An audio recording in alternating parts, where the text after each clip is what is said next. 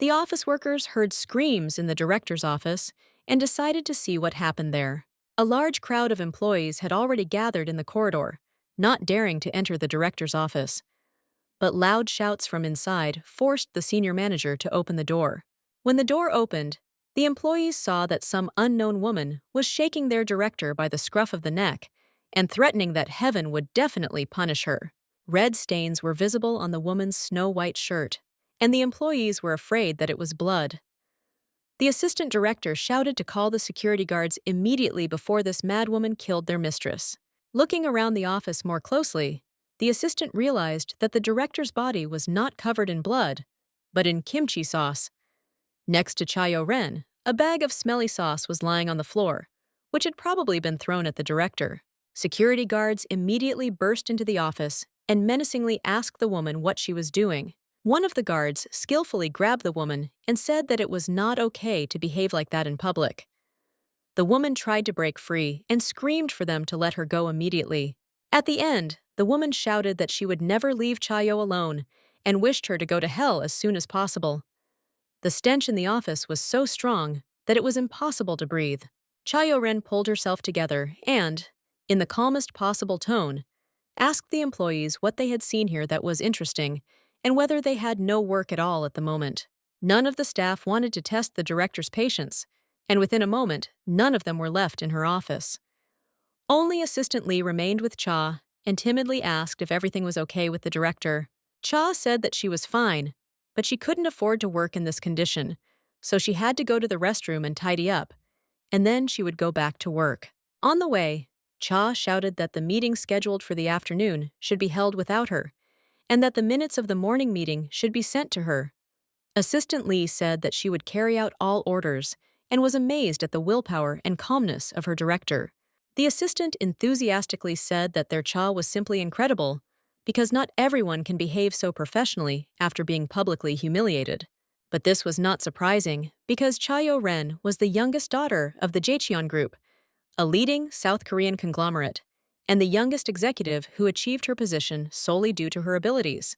Already in the ladies' room, the Iron Lady was able to breathe a sigh of relief, because here she didn't have to pretend to be a decisive director. Bending over the sink, the girl thought that today had almost knocked her off balance. The woman quickly changed her clothes and, using the deodorant she had prepared in advance, got rid of the disgusting smell of kimchi sauce. She had expected this turn of events and had taken care of everything in advance. Looking at her reflection in the mirror, Cha thought that of course she knew in advance that expired kimchi would fly into her face today. The girl knew this in advance because she had taken over the body of Chayo-ren, the thief from the crazy drama Flower of Trials. The leading South Korean weekly drama Flower of Trials has enjoyed immense popularity, which is why more than 100 episodes have already been filmed. It was after this abnormal drama that the famous quote remained, "I can even love your cancer cells." The beginning of the story resembles a typical Cinderella story.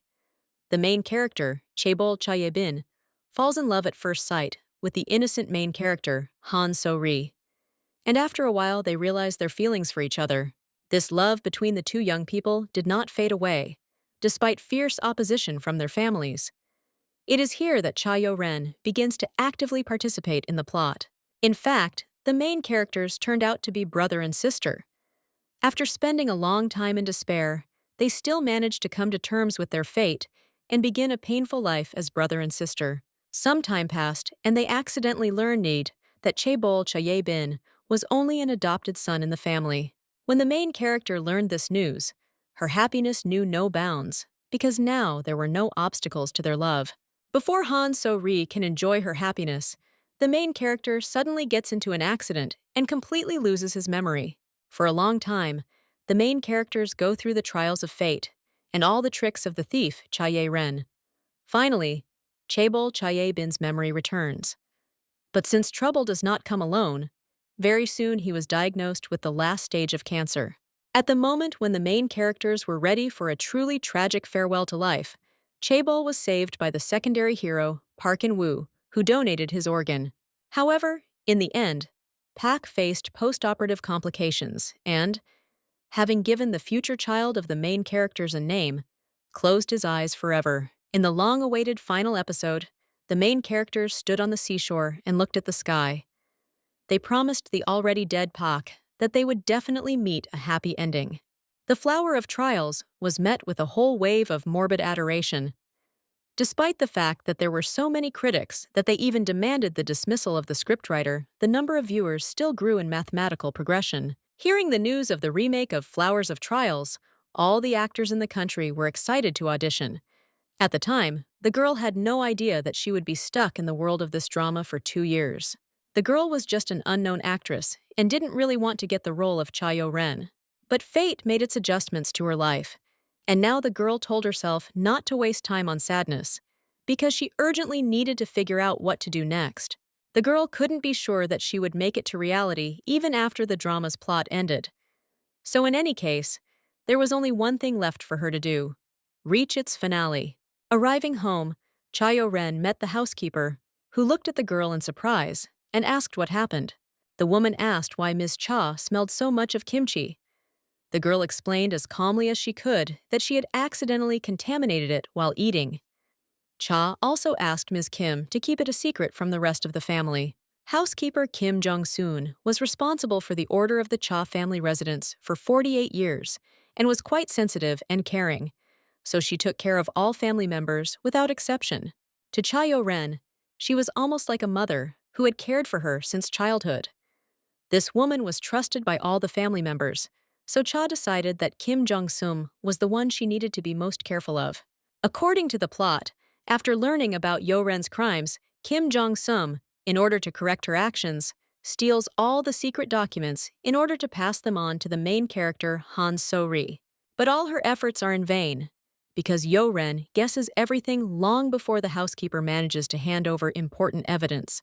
The girl felt an incredible fatigue wash over her, but despite this, she needed to check something else before going to bed. The first thing the girl did as soon as she found herself in the confines of the drama Flower of Trials was to carefully analyze and plan her further actions. This was what had kept her sane for the past 2 years. Entering her room, she opened the secret door that held the notes and meticulous diagrams she had made over the past few years. Yo-ren looked at them carefully and decided to analyze how far she had come. Han So-ri's adoptive mother slapped her in the office today after seeing the DNA test results. Then, So-ri, who had no idea about the test, had to suddenly burst into tears in front of her adoptive parents because they were against her marriage to Cha Ye-bin. Even if nothing works out, the episode will drag on until the next episode, and the girl will have nothing to do at all. This show was only halfway through, and Cha Yo-ren hadn't even started her crimes yet. The bullying will soon begin, and it will not stop until the very end, despite constant failures. It will include an attempted kidnapping, physical harm, and the insidious accusation of Han So-ri leaking confidential information, etc. After numerous failures, Yo-ren finally dares to commit murder. The thief tries to run over Han So-ri with her car, but she fails at that too. Then Cha Yo-ren will take out a gun and dare to kill the poor girl. It is then that another iconic phrase of Han So-ri will be uttered, which will say that a crime is always a mistake, but not always the fault of people. These words will have a big impact on Cha Yo-ren, and she will be so shocked that she will throw the gun away and apologize to Han So-ri. And the next day, Cha Yo-ren will appear at the police station with a voluntary confession to all her crimes, after which she will be put in prison. But the girl had no desire to follow in her heroine's footsteps. Therefore, she decided to radically change the plot of this drama. Then, Han So-ri would overhear her adoptive parents' conversation and hide in Busan. Cha Ye-bin, who had been wandering everywhere looking for his beloved, would finally realize that it was Cha Yo-ren's doing. That's when the main character is supposed to come to Seoul to meet Cha Yo-ren, and she'll simply tell him that he can never marry Han So-ri.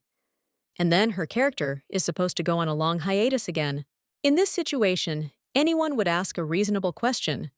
If Cha Yo-ren ended up behind bars for her senseless crimes, wouldn't it be logical to just stop getting Han So-ri? But there was a good reason why the girl couldn't stop bullying the poor main character. Suddenly, there was a knock on the door, and the girl asked who was there. A familiar voice answered, and she allowed her to come in. Seeing her guest, Cha Yo-ren noticed that he had not been in this room for quite some time. Her older brother appeared on the doorstep. He was a handsome man with black hair and the co-star of the drama Flower of Trials, Cha Ye-bin. From the threshold, the man said that they hadn't seen each other for a long time. But Cha Yo-ren abruptly cut off his greeting and told him to get down to business, because he never went into her room unless he had some urgent need. The brother said that he had received news from the company and heard that something had happened today. Yo-ren replied that nothing special had happened and he had nothing to worry about. Then Cha Ye-bin asked if it was somehow related to So-ri. Before his brother fell in love with So-ri, the relationship between them was quite good, and sometimes he even seemed like a real older brother.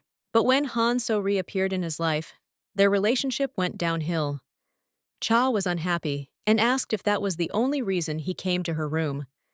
His brother explained that he was afraid that Yo-ren would pick on little things again and get So-ri, since in this world, Yo-ren simply could not stop her atrocities. The warm relationship between brother and sister could be forgotten forever.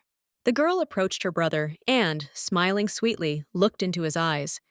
He expected another scandal, but instead Cha Yo-ren said that she would no longer stand in his way and asked to marry Han So-ri. Cha Ye-bin didn't expect this reaction, so he asked if she was okay, because it was quite shocking to hear something like that from his sister. Spreading her hands, Yo-ren asked what was wrong again, because she said she wouldn't bother them. Yo-ren explained that she was wrong about his fiancé and that So-ri is indeed perfect for him. But before she could prove it, a warning appeared on the screen in red that she could not say the line, so the girl was asked to say it all over again. Flower of Trials did not allow her to deviate from the role of Yo-ren. 2 years ago, when the girl first appeared in the drama Flower of Trials, for the first few minutes, she couldn't understand where she was. And only when I received a message on my phone did I realize that she was Cha Yo-ren from Jenchan Group, and that she had already seen this episode in her favorite drama. The girl categorically refused to believe it, and at first sat in her room, refusing to accept this terrible reality. No one in the family could understand why the girl was behaving like this. They thought that Yo-ren did not want to communicate with them because she was engaged. The relatives calmed the girl down and asked her to leave the room to talk to her family. Both the girl's father and mother knocked on her door every day and asked permission to come in, because they were worried about her condition. The girl threw the phone in anger, which shattered into pieces, hitting the floor. She did not want to live someone else's life. She didn't want to be here, didn't want to live like the main character in the drama, and didn't want to accept this reality. But suddenly, her attention was drawn to the glow of the phone that had just broken. Messages began to appear on the screen of the broken phone, asking the director to come as soon as possible, because her engagement was about to begin. The girl clutched her head and thought she had lost her mind. But no matter how much she ignored these notifications, they came again and again, until the girl closed her eyes and started screaming. The girl begged for it all to stop, because she could no longer bear this horror. Messages appeared relentlessly on the screen, telling her to come to the engagement party. After that, the girl had several more similar incidents, until she realized that she could not escape the role of Cha Yo-ren. So now, standing in front of her brother, she said with regret that her words about So-ri being suitable for him were just a joke. After that phrase, everything went back to how it was before, and life went on again. And while Cha Ye-bin was digesting her words, Yo-ren added that this marriage itself was kind of nonsense, and she would never let this girl enter their home. The brother shouted that she should watch her tongue, and that no matter how much she interfered in their relationship, he still would not leave his beloved. Of course, the girl wasn't going to do as the Flower of Trials demanded of her, and play this damned role to the end. She hoped that she would definitely make sure that Yo-ren would overcome all the difficulties and be saved. The next morning, the director of the corporation called the security guards to her and asked if they really had no idea how an outsider woman could have gotten into the conference room on the 20th floor yesterday. Cha pointed to the monitor screen where the recording from yesterday was being broadcast and noted that they didn't even take fingerprints from this woman who walked past them freely. In fact, the girl knew that this world was created to facilitate the drama's script, and if the scene was the main one, then anything could happen. Even complete nonsense from the point of view of common sense, as long as it happened. Yo-ren understood that the guards had not even noticed the woman who had been carrying the kimchi bag yesterday. Meanwhile, the men were apologizing and explaining that they didn't understand how this had happened. The director sternly asked if they realized what their mistake had cost. The guards, bowing, apologized once again and noted that they would obediently accept any punishment. Cha sternly said that there would be no punishment this time because they realized their guilt and she would turn a blind eye to it today, but they would not have a second chance if something like this happened again. The guards were very happy because they had seen with their own eyes what kind of punishment the director could come up with. So after thanking her, they quickly took her out of her office, not wanting to test their luck any further. Cha thought to herself, if she still decided to move on, it would be simply foolish to punish the guards, because in any case, it was not their fault, so she showed mercy. The girl was so pleased with herself that her mood lifted and she decided to drink coffee with a calm soul. But in the corridor, she heard a familiar voice calling her. Turning around, Cha saw a handsome young man with brown hair, smiling and asking if she missed him. The only question left was what Park In-woo was doing here. Park In-woo was the CEO of Jungcheon Group and Yo Ren's fiancé. He was a minor character who was infatuated with Han So-ri. In the story, he became an aloof, cold loner who didn't even look at other girls. That's why the smile on his face caused Cha Yo-ren quite a few questions and suspicions.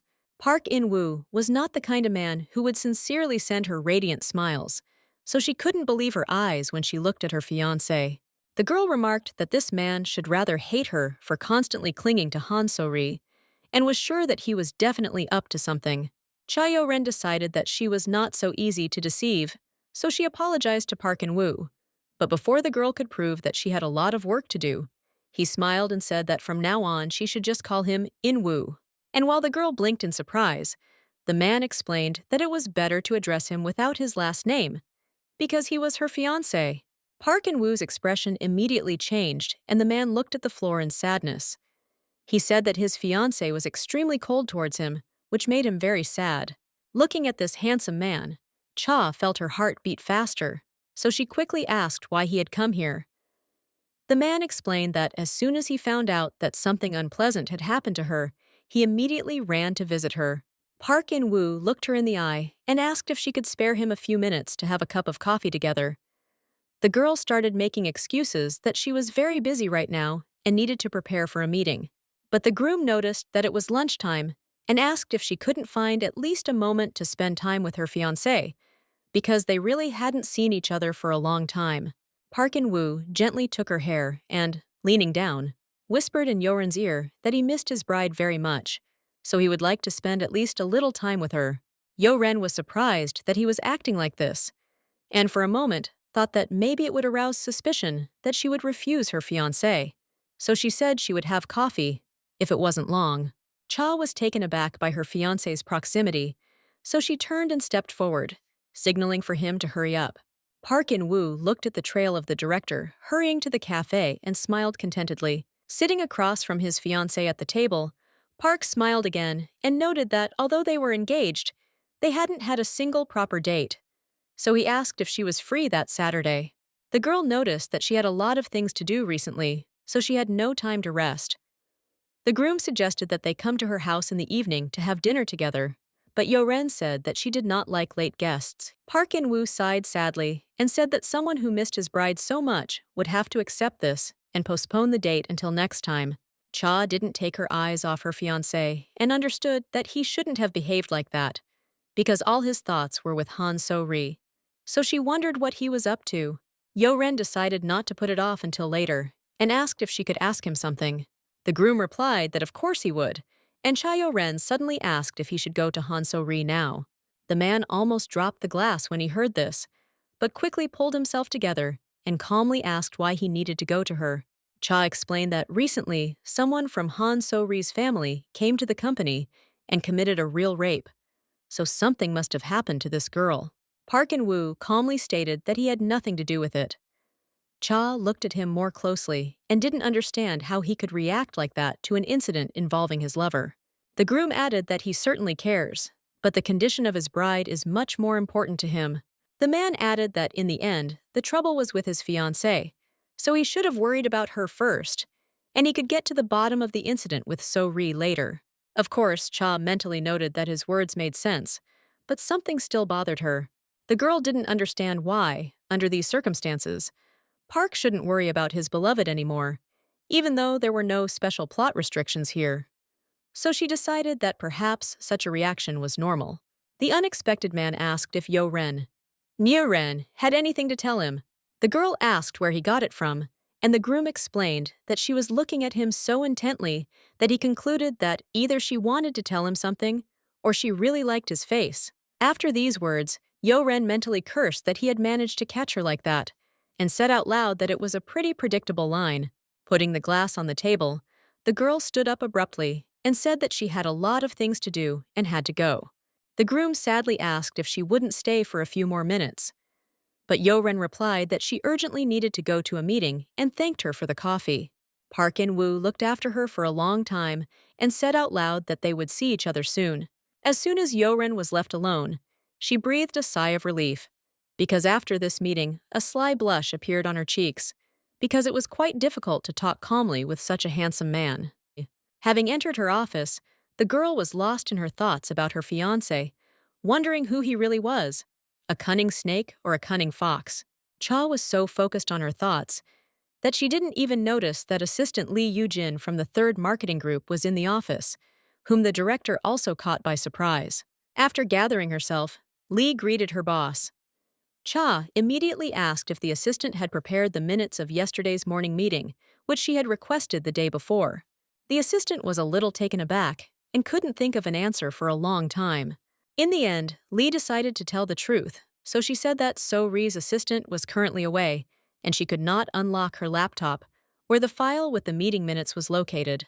The director sternly asked why the employee was not there. The assistant guiltily explained that the girl had left urgently after some phone call. Then Cha thought that it was most likely a call from her adoptive mother, who began to dissuade her from marriage. Cha Yo-rin asked if the planning group should have this report. Lee, lowering her head, began to make excuses that the assistant had only conveyed everything verbally and that So-ri had not yet had time to do it in writing. Yo-rin realized that it was precisely the structure of this drama world, which was infinitely indulgent towards the main character, and she, in turn, took full advantage of these advantages. In this world, the events that took place outside the main plot of the drama were no different from the real world, and the secondary character always had to pick up the slack after Han So-ri. The girl who took over the role of Cha Yo-ren from the original was clearly a thief who was supposed to constantly pester the main character, and the girl decided to show how to do it right. Cha ordered her assistant to immediately gather the entire third marketing group in full, because she was going to personally deal with this matter. By the director's order, the entire third marketing group was assembled in full within 10 minutes, except for Han So-ri, of course. Cha Yo-ren greeted the employees and, apologizing for having to distract them from their work, said that she had a few questions for them. Demonstratively looking around at everyone present, Cha asked where assistant Han So-ri was. The group leader guiltily informed her that she had to leave her workplace for a while due to family reasons. Then Yo-ren said that she was hearing some rather strange excuses because the minutes of the meeting, which she and the planning group still had not received, were supposed to have been prepared by the very assistant who was not in the office at the moment.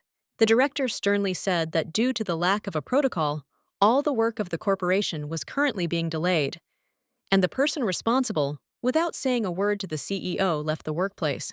Yo-ren pointed out that the entire blame for this incident lay with the group leader and ordered that the matter be resolved immediately. Choi grabbed his phone and said that he would call her immediately. While the leader was trying to reach Han So-ri, Cha Ha loudly said that the next leader after the group leader was the deputy, Kim Hye-jae. The sweaty man said that it was him. The corporation director sternly asked how Assistant Han's other projects were going. Kim Hye-jae timidly replied that she was still working on them. Then Yo-ren asked how long the work had been going on. The deputy, lowering his head, said that Ms. Han had been working on the projects for over a month.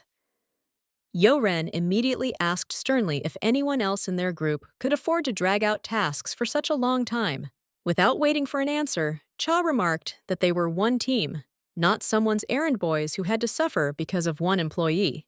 To begin with, Yo-ren ordered that Assistant Han be immediately summoned to her workplace, because leaving her workplace without permission is a clear reason for disciplinary action, and she is no longer going to tolerate such behavior in her corporation.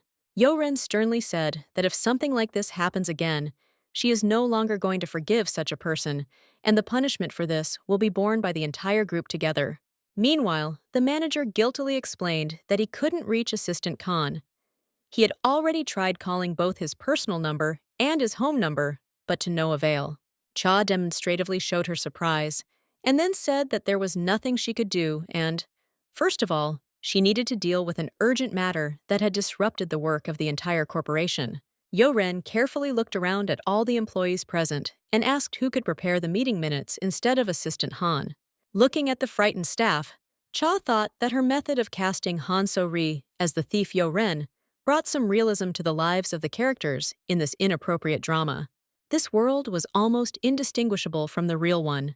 Of course, there were main characters who did absurd things to advance the story, but there were also people who had to pay for them later. The only significant difference was between those who created emergencies and those who then eliminated the consequences. The girl simply informed the supporting actors about this fact, but she understood that no one should take responsibility for cleaning up the mess behind the main characters. Cha was counting on her strategy to work on Han So-ri's surroundings and not have to personally take her down. Just a change in her colleague's attitude would be enough to make the main character suffer. As a result of minor changes in behavior over the past 2 years, Yo-ren still managed to make a choice that was very different from the main plot of the drama, but did not affect it as a whole. The girl could only commit petty thefts until she saw the main character's wedding at the end. But even if she made it to the end of the original, there was a high probability that she would not be able to get out of this world. The girl was determined to be ready for any ending. Therefore, the only thing she wanted was to give up prison. She firmly decided to protect her main character, Yo-ren. She understood that even if she couldn't return to reality after the drama ended, she would have to stay in Yo-ren's body for the rest of her life. When Cha finally got home, she opened the door as usual and loudly announced that she was home. The girl expected to hear greetings from Kim Jong-soon, but instead she heard a woman's scream. Running into the room, Yo-ren saw the frightened housekeeper, who greeted her mistress in a trembling voice. Broken dishes and spilled alcoholic beverages were strewn across the kitchen floor. Kim Jong-soon explained that the man had suddenly become angry and had turned everything upside down. Yo-ren ran to her brother and shouted, asking him what he had done. The man angrily shouted that he should ask her what she had done because So-ri's parents suddenly opposed their marriage, and he asked if this was his dear sister's doing. Yo-ren asked if that was why he decided to turn their house into a garbage dump. Cha Ye-bin shouted at her not to change the subject and asked if she really set it up. Yo-ren smiled and didn't intend to answer his question. He started shouting even louder, demanding an explanation. Then the girl suddenly told him to stop shouting because she was very tired today. Yo-ren was about to leave, finally telling him to clean up the mess. Cha Ye-bin shouted at his sister, asking how long she would continue to act like this. He asked to go back to the times that were before, but stopping, Yo-ren asked what would happen to him then. His brother was surprised and asked what she meant. Then Cha explained that, compared to the scumbag who yells at her because he's insecure and breaks all the furniture in the house simply because he can't control his anger, she also likes the older brother from the distant past better. Her brother had no answer to her words. She walked on, advising him to get out of the house as quickly as possible before his parents saw the mess. The man lowered his head. Cha Ye-bin realized that there was only the bitter truth in her words. When Yo-ren was far away from her brother, she stopped and thought that because of this damned plot, they had to completely destroy such a warm past relationship between brother and sister, which was envied by everyone around them. When the girl found herself in her room, she immediately fell onto the bed without even undressing. She was very tired today and decided to rest a little, but her brother had other plans for her vacation, so a minute later, he knocked on the door. Yo-ren asked irritably, wasn't it obvious that she was very tired after working all day? Cha Ye-bin unexpectedly apologized and said that he had carefully considered her words and was no longer going to marry So-ri. The surprised girl jumped up in bed. Her brother, meanwhile standing outside the door, continued to tell her that he had completely lost his mind and had begun to neglect his family, company, and relationship with his sister.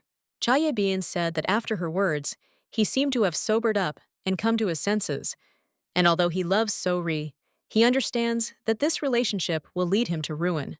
Yo-ren could not believe these words and listened in surprise to his brother, who, after apologizing, suggested that his sister return to the relationship that existed between them before Han So-ri appeared in his life. The girl asked if it was all true, and, jumping out of bed, ran to the door. Her heart began to beat faster in anticipation that everything would finally change in this damn drama and she would return to reality. But when she opened the door, the girl saw the red picture again, where it was written that it was all a lie. The girl found herself in her bed again and thought that she was starting to lose her mind. People who usually watch dramas miss something, and that is the antagonist's story, which is not seen in the bright light that the main characters radiate. But even antagonists have families. Cha's family was harmonious and loving. Once on the show, it was thanks to them that the girl gained the courage to leave her room. In real life, the girl had no family. And from the Cha family, who treated her like their own daughter, the girl finally felt strong warmth and love. However, their warm family relationship went downhill after Han So-ri appeared. The mere presence of the main character completely shattered the harmony of the Cha family. After their son left his parents for his girlfriend, the couple's relationship deteriorated to the point of having an illegitimate child. And then their daughter was sent to prison for attempted murder. The girl understood that this conflict with her brother was nothing compared to what would happen in the future. Looking at a photo of the happy Cha family, the girl said out loud that she would never forgive Flower of Trials for the fact that in the fictitious world, everything exists only for the main character. The girl didn't like that other people's suffering or sacrifices were perceived as something normal, because people here also had their own lives. And not only Han So-ri was important, but also the rest of the characters. Yo-ren decided that since this unfair world was created just for Han So-ri, she would take great joy in causing her as much suffering as possible. Yo-ren decided to prepare in advance to implement her plan without the slightest error, and, taking out her phone, dialed the desired number. On the other end of the phone, a female voice greeted the girl and noted that they had not seen each other for a long time. Second to her office, Yo-ren reviewed her schedule for today, trying to remember that she had an important meeting at 3 o'clock, and after that, she needed to prepare for an important meeting next week. The girl cursed that because of her cursed role, she constantly has to be torn between work and trying to somehow change her future, and because of this, she has no free time at all. Yo-ren closed her eyes for a moment and remembered that she would also need to review the report of the third marketing group. But suddenly, the girl felt like she had stumbled upon something. Yo-ren fell to the floor in surprise. The man she bumped into reached out to help her up. Looking at the stranger, Yo-ren noticed that he didn't look like any of their company's employees. The guy pulled his hat even tighter over his face and explained that he was from a delivery service. As soon as the boy turned around to quickly escape from Yo-ren, she shouted after him to stop immediately. The boy froze in place, cold sweat forming on his forehead. When he turned around, he saw Yo-ren, smiling and holding a women's hairpin. Yo-ren said that he had lost this beautiful thing and it must belong to his girlfriend. The guy hurriedly replied that he did, grabbed the pin, and quickly walked towards the exit. Looking at the stranger's trail, Yo-ren noticed that he was a slightly confused and sweet young man. Already near the office, the director again ran into her assistant from the third department, Lee, and asked her what had happened. The girl said that she was just looking for the director to deliver the minutes of the meeting. The assistant added that she was kindly jealous of her boss and hinted that Ms. Yo-ren must be having a romantic date today. Yo-ren didn't understand anything at all after these cryptic hints, but when she went into her office, she saw a gorgeous bouquet of flowers on her desk with a note. It said that Yo-ren had been very busy lately and asked her not to overwork herself at work. The note was signed by the name In-woo. After carefully reading the mysterious message, the girl came to the conclusion that she should not lose her vigilance with this young man for a minute.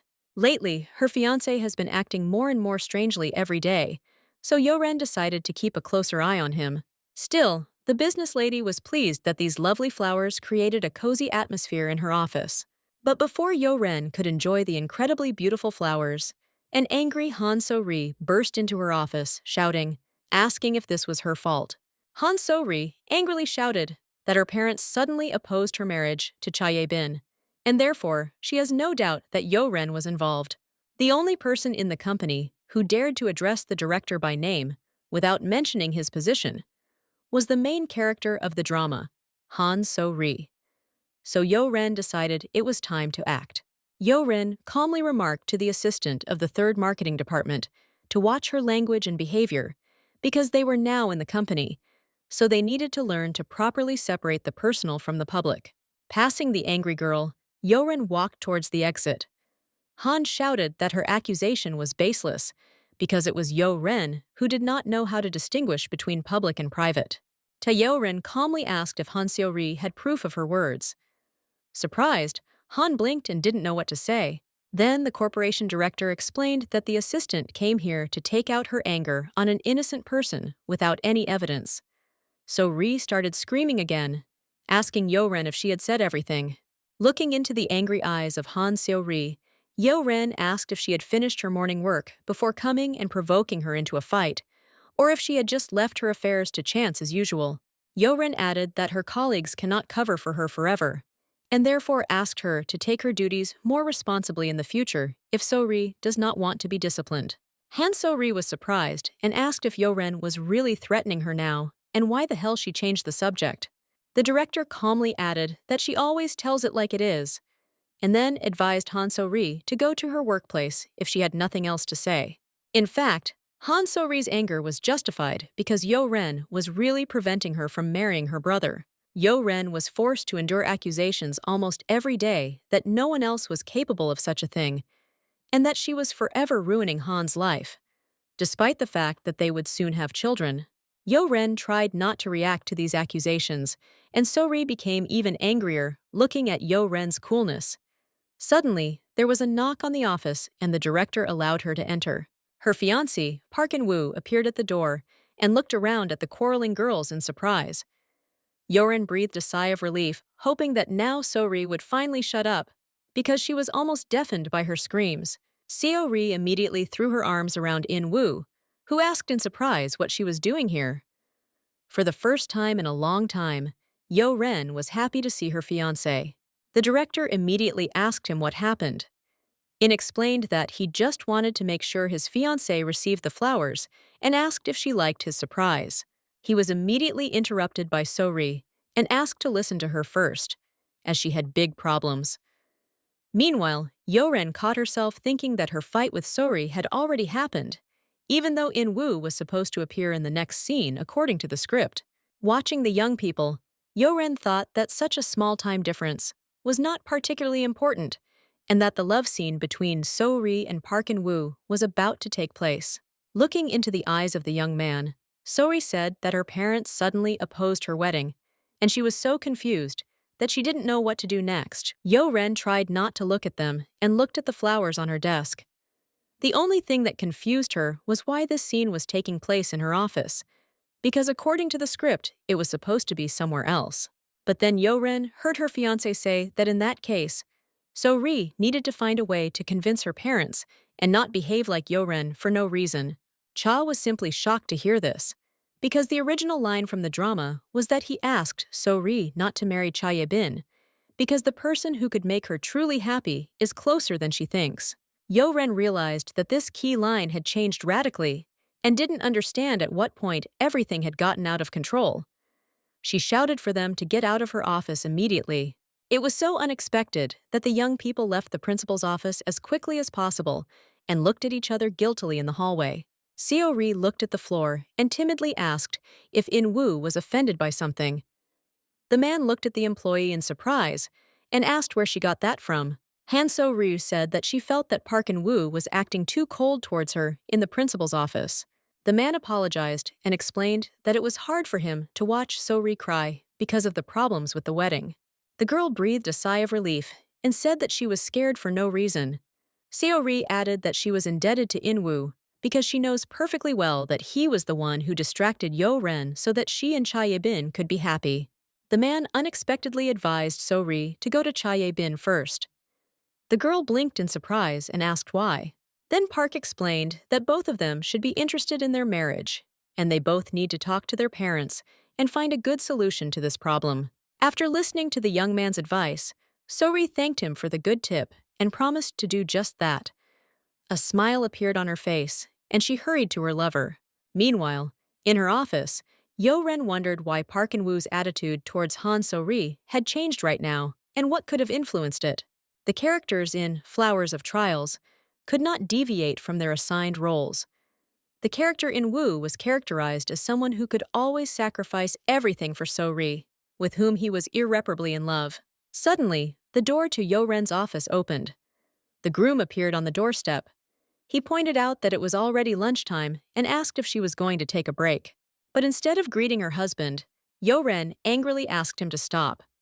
He looked at his bride in surprise and asked what exactly he should stop. Yo-ren stood up from the table and turned away. The girl told him to immediately stop worrying about her as a bride. After all, she knew that he had no interest in her because their relationship was purely business. The young man was surprised by his bride's frank words, so he looked at her silently. The girl understood that this was the line that Park In-woo was supposed to say to her first and foremost, and she didn't even expect to ever be able to say it. Folding her arms across her chest, Yo-ren confidently and dryly said that she was satisfied with their formal relationship, so it was time to stop this show. Cha continued to say that they didn't need to pay more attention to each other than the usual formalities required of them, and Yo-ren was sure that he was perfectly fine with her. But before she could prove her point, Park In-woo quietly approached her from behind. The groom whispered in a low voice that he was not satisfied with the formal relationship. The frightened Yo-ren jumped away from her husband and looked into his eyes in surprise. He smiled and apologized for scaring her, then asked if she had forgotten about their agreement. While she couldn't move away from the shock and just stared into his eyes, Park In-woo reminded her that last time he asked to be called only by his first name. The girl decided that this could not go on, and it was finally time to put him in his place. Yo-ren decided to fix everything so that the secondary character's interest would return to the main character.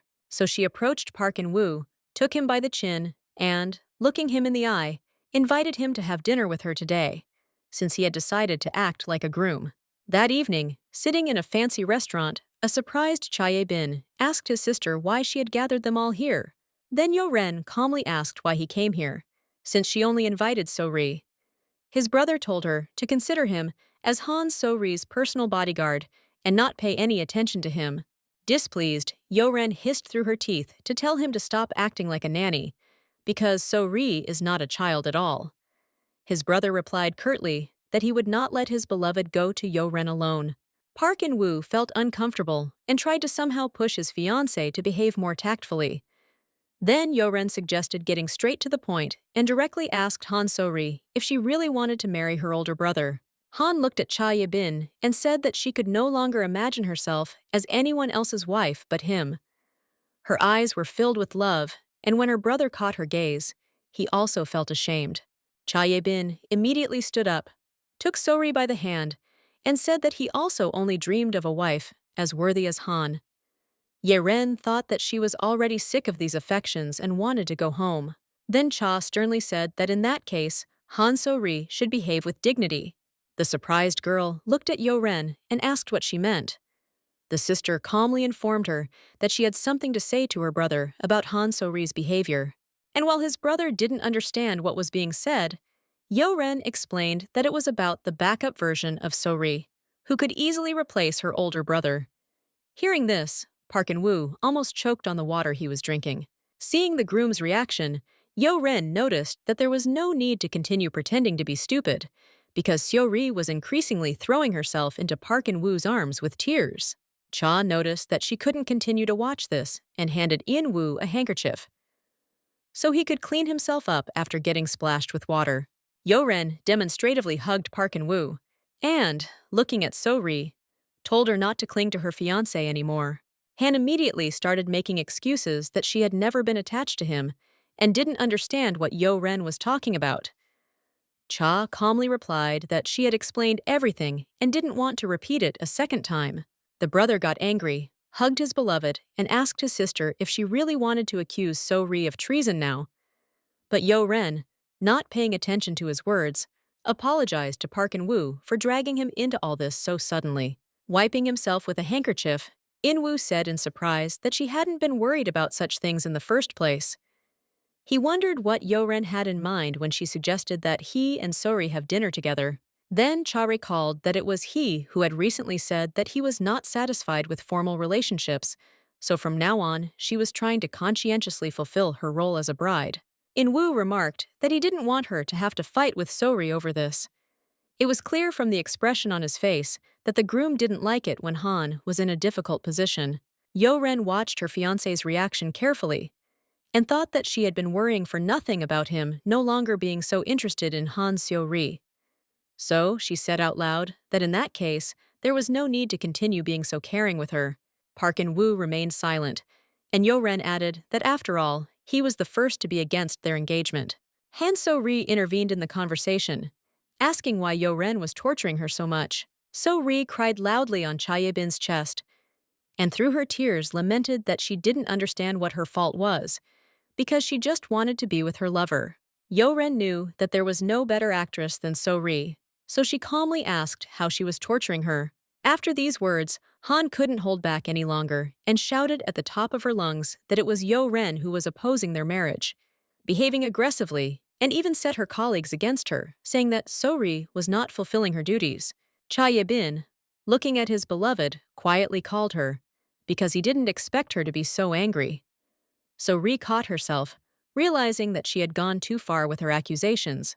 Yo-Ren was satisfied with the work she had done, as she had only slightly limited So-ri's privileges, and had never tortured her as severely as in the original. But the main thing was ahead. So Yo-Ren decided to move on to the most delicious part of her plan. She looked into So-ri's eyes and asked why she thought her adoptive parents were suddenly against this marriage. Seo-ri was so stunned by the question that she didn't know what to say, so she just blinked. Yo-Ren placed a sealed envelope on the table and asked Han Seo-ri to open it. Cha Ye-bin immediately grabbed the document and asked his sister what it was.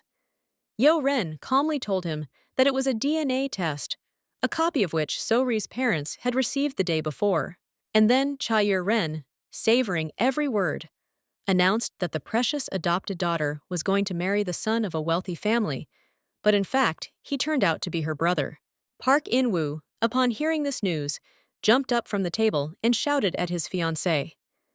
Yo-Ren did not expect In-woo to react like this. In-woo asked Yo-Ren why she was saying such horrible things.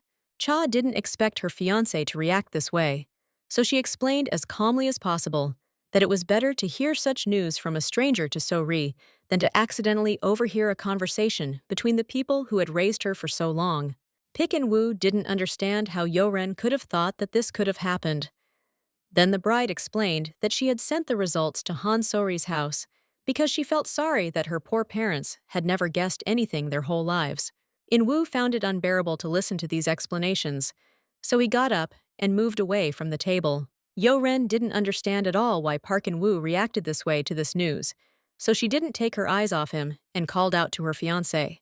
Then Yo-Ren noticed Park smiling and thought that he was probably glad that the girl he was in love with wouldn't be able to marry her brother.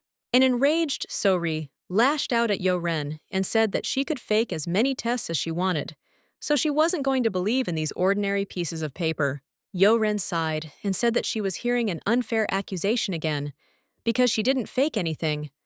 Ren mentally noted that So-ri was indeed Cha Se-hoon's biological daughter, but Cha Ye-bin was an adopted child. Cha asked So-ri if she had noticed that her pink toothbrush was missing. While So-ri recalled that she hadn't seen the toothbrush recently, Yo-Ren revealed that she was the one who sent it for examination. Realizing the horror of this situation, So-ri burst into tears and, shouting that this couldn't be happening, ran out of the restaurant. The brother, casting an angry glance in his sister's direction, shouted that he would deal with her at home and ran to catch up with his beloved. Left alone, Yo-Ren thought that until now she had never had to immerse herself in a scene from the original so much, and this minor departure on her part did not change the main plot. The plot twist was that So-ri was supposed to learn the truth from her adoptive parents, not Yo-Ren.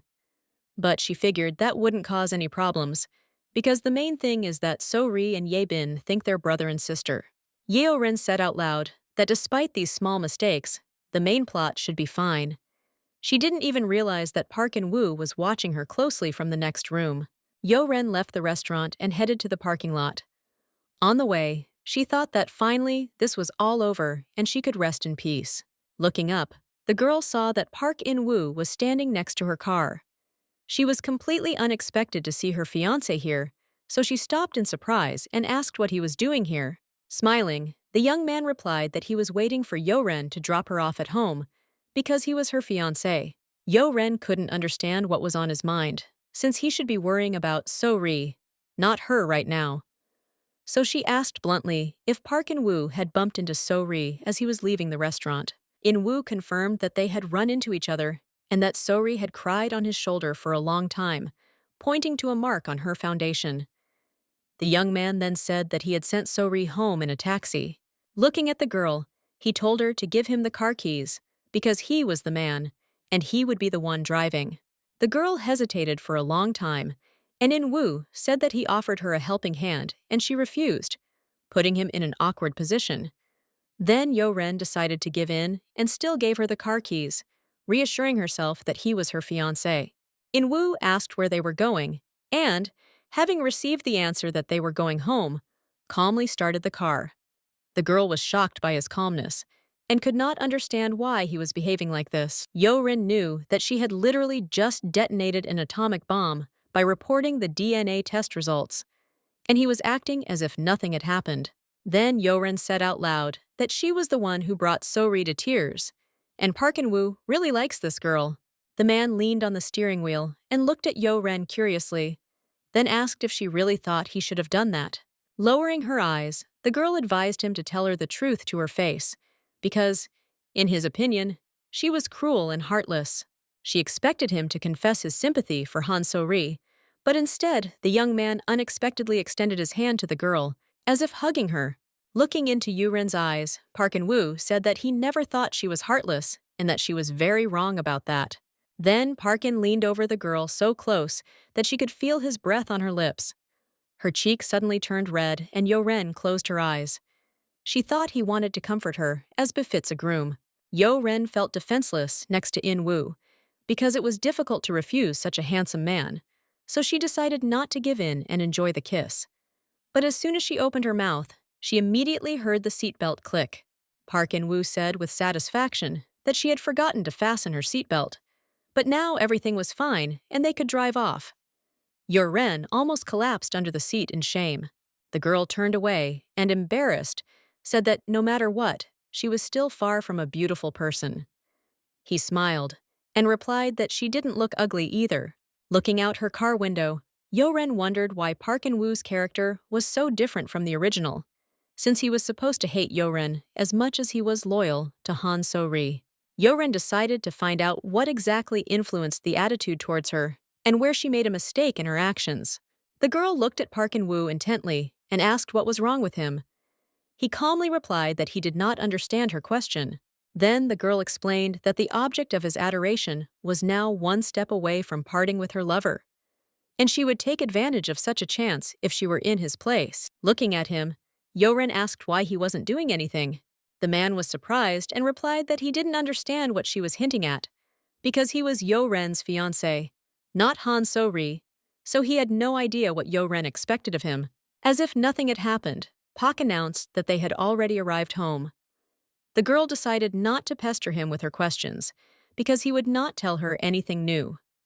Today had been a very difficult day, and she decided to think about it tomorrow.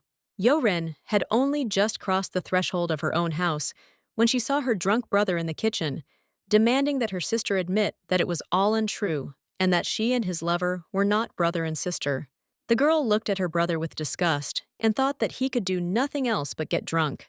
She calmly replied that Chae-bin had finally come to his senses, and these results were obtained after examining their father's toothbrush and hair, so there is no doubt about their authenticity. The man started crying and yelling that she was heartless and didn't think at all about So-ri's feelings, who was suffering now, and he didn't know how to comfort her. Yo-ren thought that, unfortunately, she could not help her brother in this situation, so she decided not to run into an even bigger conflict and silently went to her room. Noticing that she was silently leaving, Chae-bin desperately tried to turn her back and shouted after her to stop. Cha Ye-bin shouted, asking if there was any chance that this was a mistake. Yeren stopped and thought that she couldn't give up, because even if she wanted to tell her brother something that wasn't according to the script, this damn drama wouldn't let her. The girl really wanted to go back to the times when the relationship between her and her brother was completely different. She remembered how she felt sick, and he carried her barefoot to the nearest medical facility, trying to bring her back to consciousness.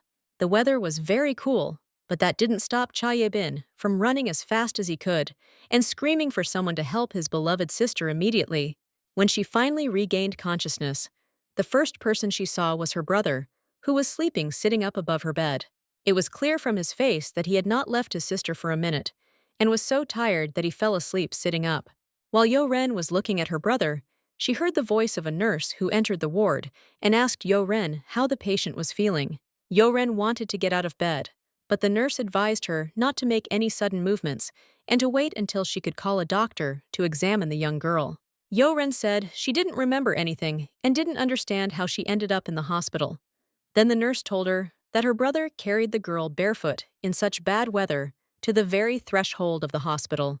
The nurse said that the girl was just lucky to have such a handsome brother, and if he hadn't been around, the girl would have had major health problems.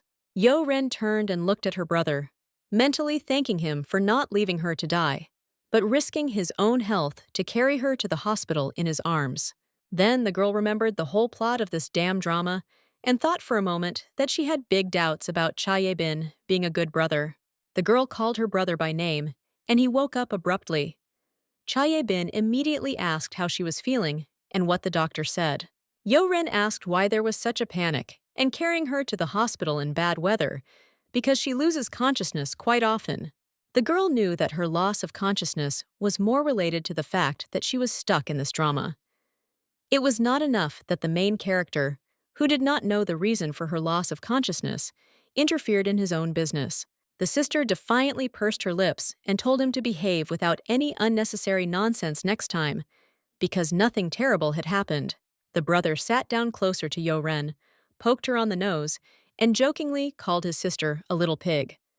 And while she was pondering how to react to such a gesture, he told her to behave without being stupid next time.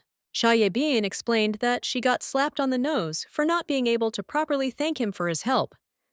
He didn't slap her on the ass for her behavior just because she was sick.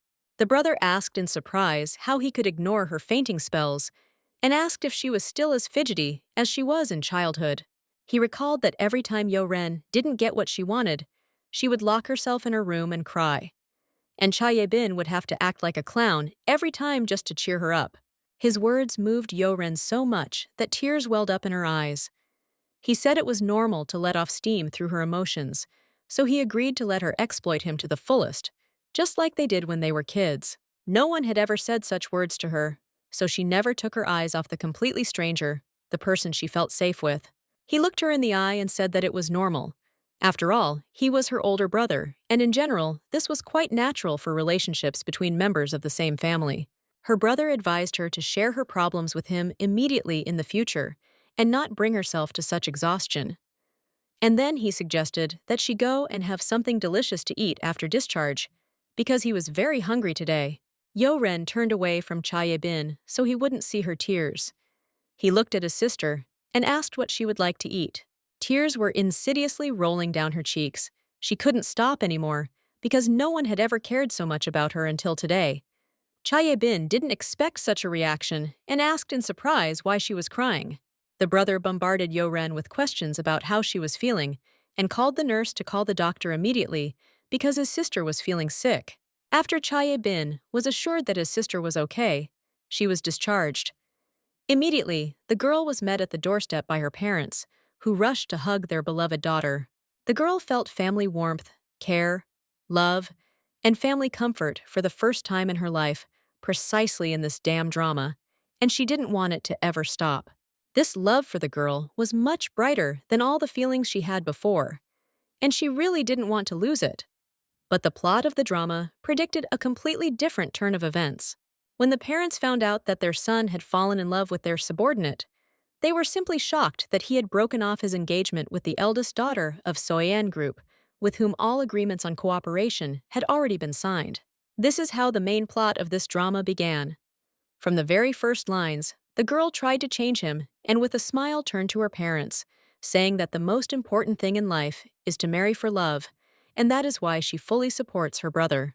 And while the parents were trying to explain to their daughter that So-ri was completely wrong for him, Yo-ren defended her older brother as best she could and begged them to give this marriage a chance.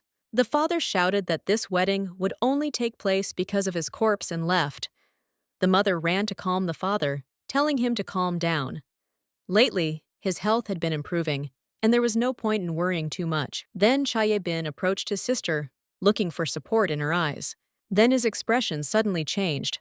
A red glow lit up around him, and he asked in a stern voice how long she was going to behave like this. Not understanding anything, Yo-ren asked why he was saying that. Because she had supported him despite all the reproaches from her parents. But the brother continued to say phrases that the main plot of the drama predicted.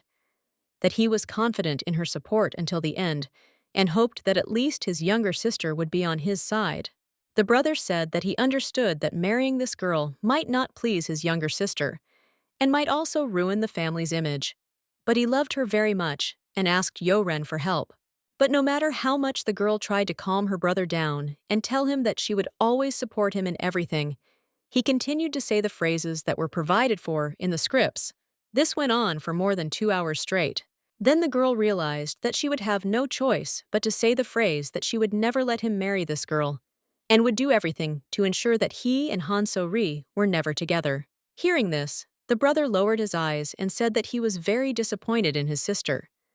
The man left, and the girl continued to stand for a long time, not agreeing in her heart with the words that had so hurt her beloved brother. Chae-bin finally said that he always thought that Yo-ren would be on his side and did not expect to receive a knife to the heart from his loved one. Meanwhile, the girl stood alone in the hallway, her unruly tears dripping onto the floor. She had fallen into a trap where her actions and words were already predetermined. The brother begged Yo-ren to tell him the truth, appealing that they were related, and he really wanted to hear that this DNA test would turn out to be wrong. For a moment, the girl even hesitated. She felt very sorry for the man who had done so much for her in this life, and Yo-ren really wanted to tell her that they were not really related, not brother and sister. But she had already tried to change the plot of this drama so many times, all to no avail. So she decided not to waste her time and returned to the role of Cha Yo-ren. Mentally, the girl apologized to her brother for being an ordinary coward who wanted to get to the finale of the drama as quickly as possible, and said out loud that he had to accept it, because the results were not wrong. With tears in his eyes, Chae-bin asked if their parents already knew about the test. Ye-ren said in as calm a voice as possible that she was going to tell them everything right now. The brother shouted, asking her to wait, because it would be a big shock for the parents, and no one knew how it would affect their health. Yo-ren replied that she wasn't going to hide the truth from them for the rest of her life, because they would find out about this fact sooner or later anyway. Chae-bin was about to shout a few words to his sister, but the housewife entered the room and, apologizing, announced that a guest had arrived. Yo-ren asked, displeasedly, who could afford to come at such a late hour, since they hadn't invited anyone. The woman said that she tried to persuade the guest to leave, but he refused to listen to her at all, and said that he had to meet his fiancée. Along with her words, Park In-woo appeared on the doorstep. Seeing the young man, Yo-ren gathered herself and asked in a calm voice what they owed him at such a late hour. Her brother didn't understand at all what the hell In-woo had come to do with them. The groom smiled, and apologizing for the inconvenience, said that he had come to Yo-ren because he had an urgent and important conversation with her. Park In-woo confidently walked towards his fiancée, but Chae-bin displeasedly asked him to wait. The brother indignantly asked if the young man knew what time it was, and even if he was his sister's fiancé 3 times, that didn't allow him to come to their house whenever he wanted.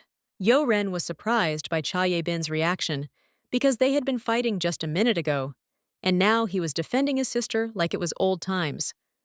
Park, meanwhile, smiled and said that it was just great that Chae-bin was home today. The brother was confused and didn't know why he was needed by the fiancé Yo-ren. Meanwhile, In-woo continued to say that the brother had something important to learn. Park In-woo told his brother in a serious voice that a few minutes ago he had received a call from So-ri's parents, who said that she had disappeared in an unknown direction, leaving a note asking not to look for her. Yo-ren mentioned that, according to the drama's plot, Han So-ri overhears her adoptive parents' conversation about the DNA test results and hides in Busan, so the girl knew in advance where to look for Han So-ri. Cha Ye-bin was upset that the lover with whom he almost built his family first contacted not him, but a stranger, meaning Park In-woo. Park approached Cha Ye-bin and, patting him on the shoulder, said that it didn't matter now, because if Cha Ye-bin didn't go in search of his beloved, he might lose her forever. Park In-woo said that only her brother could find her, as he was her fiancé. These were words that Cha Ye-bin did not expect to hear from a man who was also in love with Han So-ri. Upon regaining consciousness, Cha Ye-bin said that he was indeed So-ri's fiancé. Park In-woo, fully supporting Cha Ye-bin, told him to immediately go in search of her before it was too late. Cha Ye-bin didn't need to be asked twice to go in search of his beloved, so he immediately ran out of the house in an unknown direction. Yo-ren didn't take her eyes off her fiancé and, seeing that he had stayed where he was, asked why he didn't go after his brother. Park In-woo turned around and, looking the girl in the eye, said that he stayed here because he had to talk to Yo-ren alone. Yo-ren looked at the groom in surprise and asked if he had said everything. He explained that he actually had an important conversation with the bride, so he asked permission to go inside the house. At first, the girl hesitated, wondering what could be more important than finding Han So-ri, and even started to recall the plot of the drama in more detail to see if she had missed anything important. Then, she invited him inside. Right from the doorstep, Yo-ren asked Mr. Kim to keep the guest's arrival a secret, because she knew that if her parents found out, they would simply go crazy. The housewife, of course, agreed to fulfill her mistress's request. Kim asked what drink to bring to their room. Yo-ren immediately replied that she wouldn't drink anything, and then asked her fiancé what to bring him. With a smile on his face, the man said he would also give up the drinks and thanked her for her concern. Then Yo-ren invited him to go up to the second floor to her room. Mrs. Kim bowed, as etiquette required. But as Park In-woo passed by, he looked at the housewife with a look that made her insides go cold. This piercing gaze made the woman feel sick, and she barely managed to keep from screaming. Ms. Kim stared at the back of her fiancé Yo-ren for a long time and said that she had never noticed before that Park In-woo had such an impressive energetic aura. As soon as the girl was left alone with Park In her room, she immediately asked what he wanted to talk to her about, because she had no intention of dragging out the conversation. In-woo started laughing demonstratively and said that of course that was what he came here for. Yo-ren didn't understand anything and watched her fiancé's mood change, who suddenly became more stern and said that he had to start talking immediately. The girl held the doorknob and wondered if she had done the right thing by letting him into her room. Seeing how he was behaving, she became seriously scared. He confidently approached the girl almost face to face and, bending over her, asked what exactly they were going to talk about.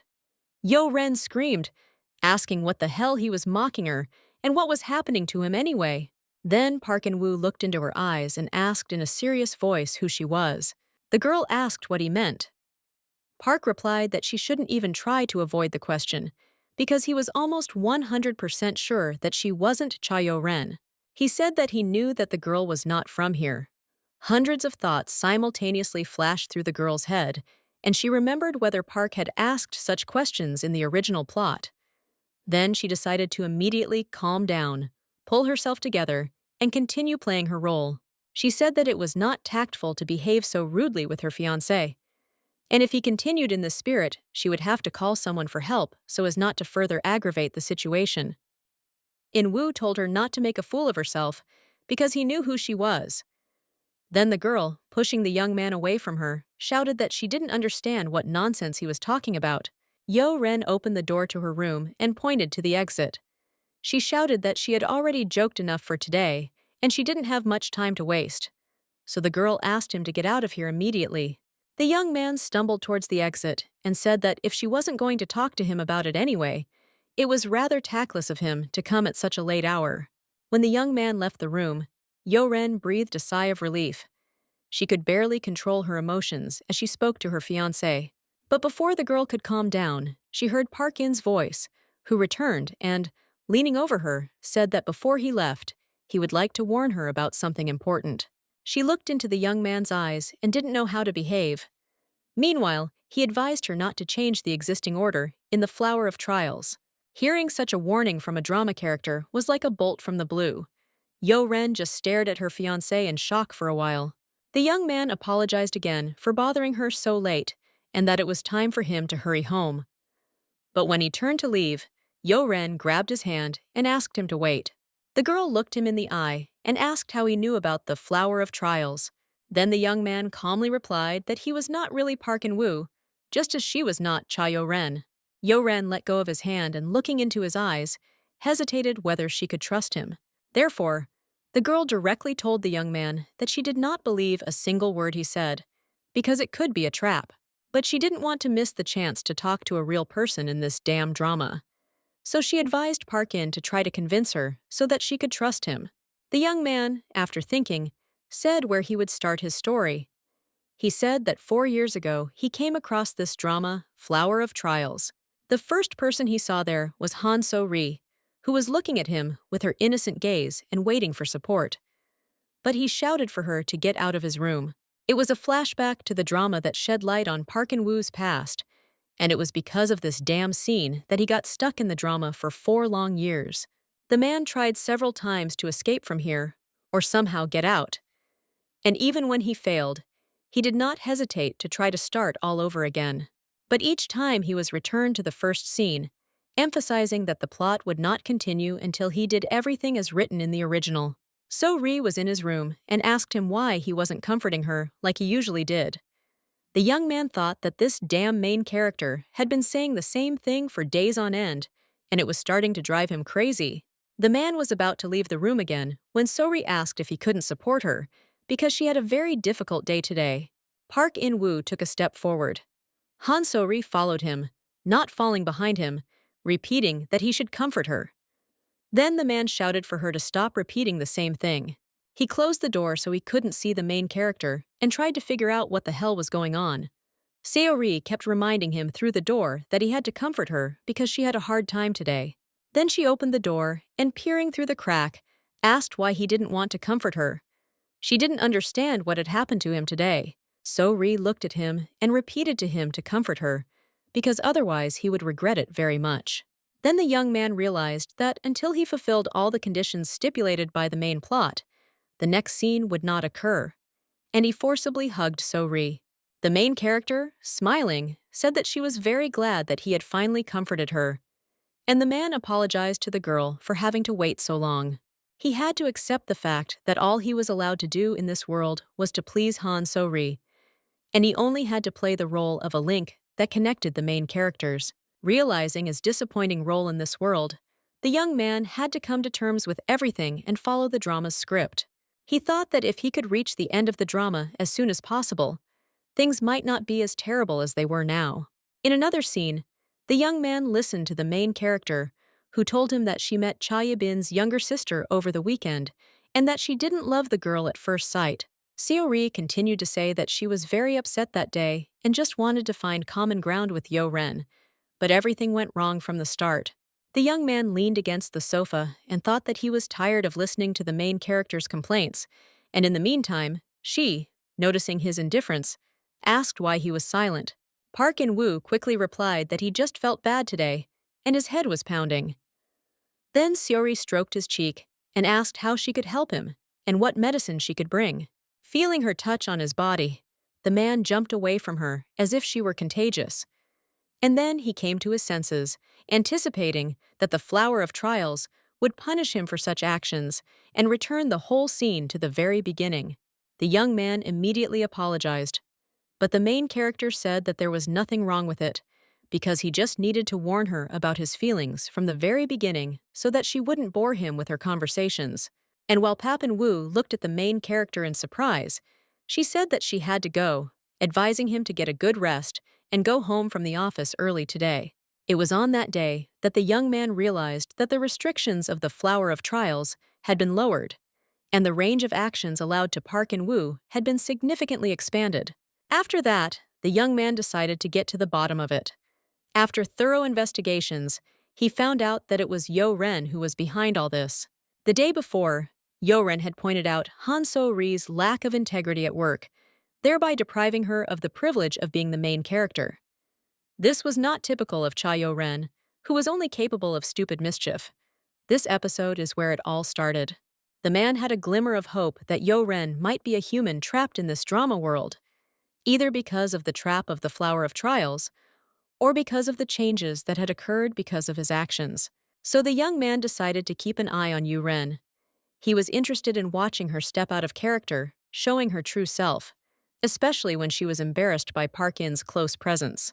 Despite this, it was still difficult for him to say unequivocally whether Yo-ren was an ordinary person or a devious character in the drama.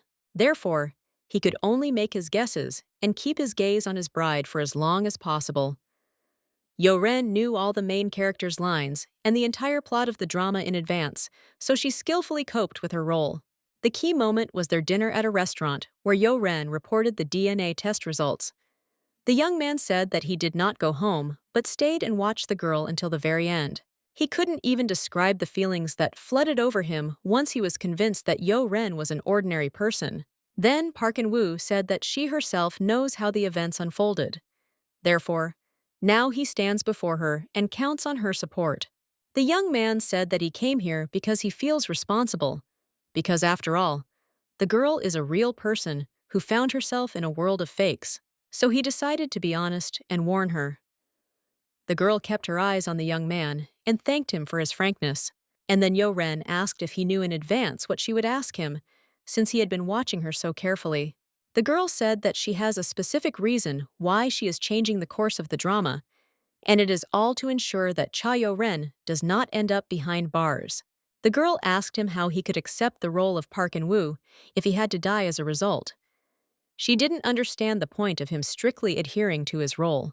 The man was confused and said that he didn't even know if a real person could die in the world of a drama and hoped that it wouldn't happen. He figured that there was a chance that they would just return to reality. The girl replied indignantly, "How could he be sure of this? Because he is not God." This world wanted to preserve the course of the drama by any means, without considering the thoughts and feelings of the characters in it.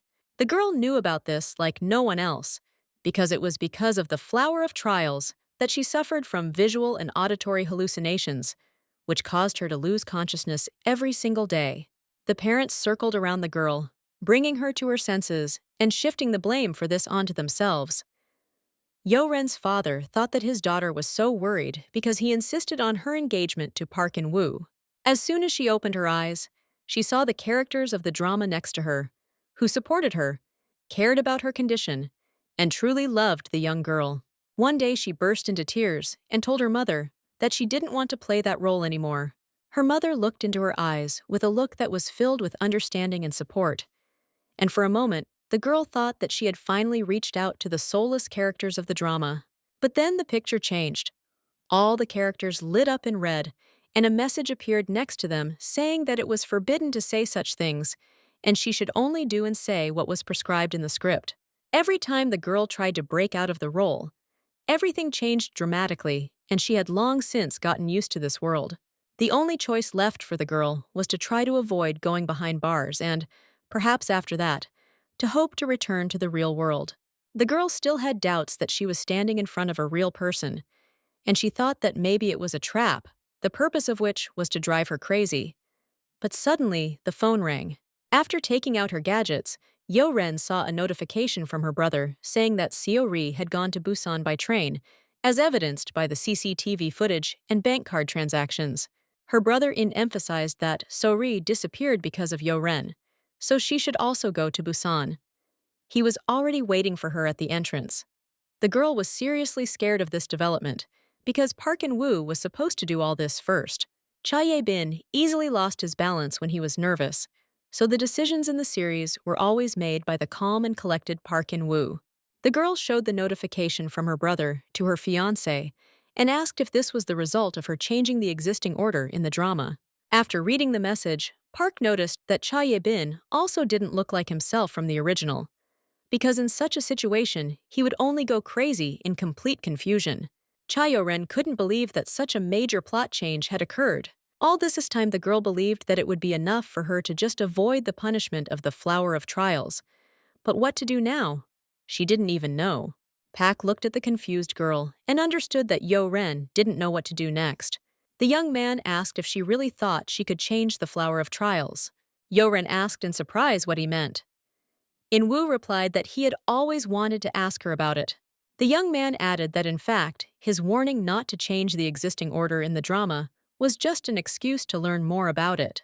Park In-woo was delighted that the girl managed to change Cha Yo-ren's usual behavior to prepare herself in case she couldn't return to reality. Now he was even more curious to see what the flower of trials would look like, which had already changed under the influence of the young girl. His words were like a bucket of cold spring water for the girl, which brought her to her senses. Then the groom asked if Yo-ren wanted to know his real intentions, not this poor excuse he had used to start a conversation with her. She looked into his eyes with curiosity, and he sincerely replied that the girl had now become even more interesting to him because she had managed to do something he had not been able to do. She really wanted to believe this young man, but she mentally ordered herself to pull herself together and trust no one. The girl could not be sure that he was telling the truth. Yo-ren looked at him and told him to prove his words to her. The girl suggested that they go to Busan together and prove that he really is not Park In-woo. Yo-ren confidently extended her hand to him and noted that she hoped he wouldn't run away. The young man confidently shook Yo-ren's hand and said he was ready for this challenge. Park added that he looks forward to their fruitful partnership during the trip to Busan.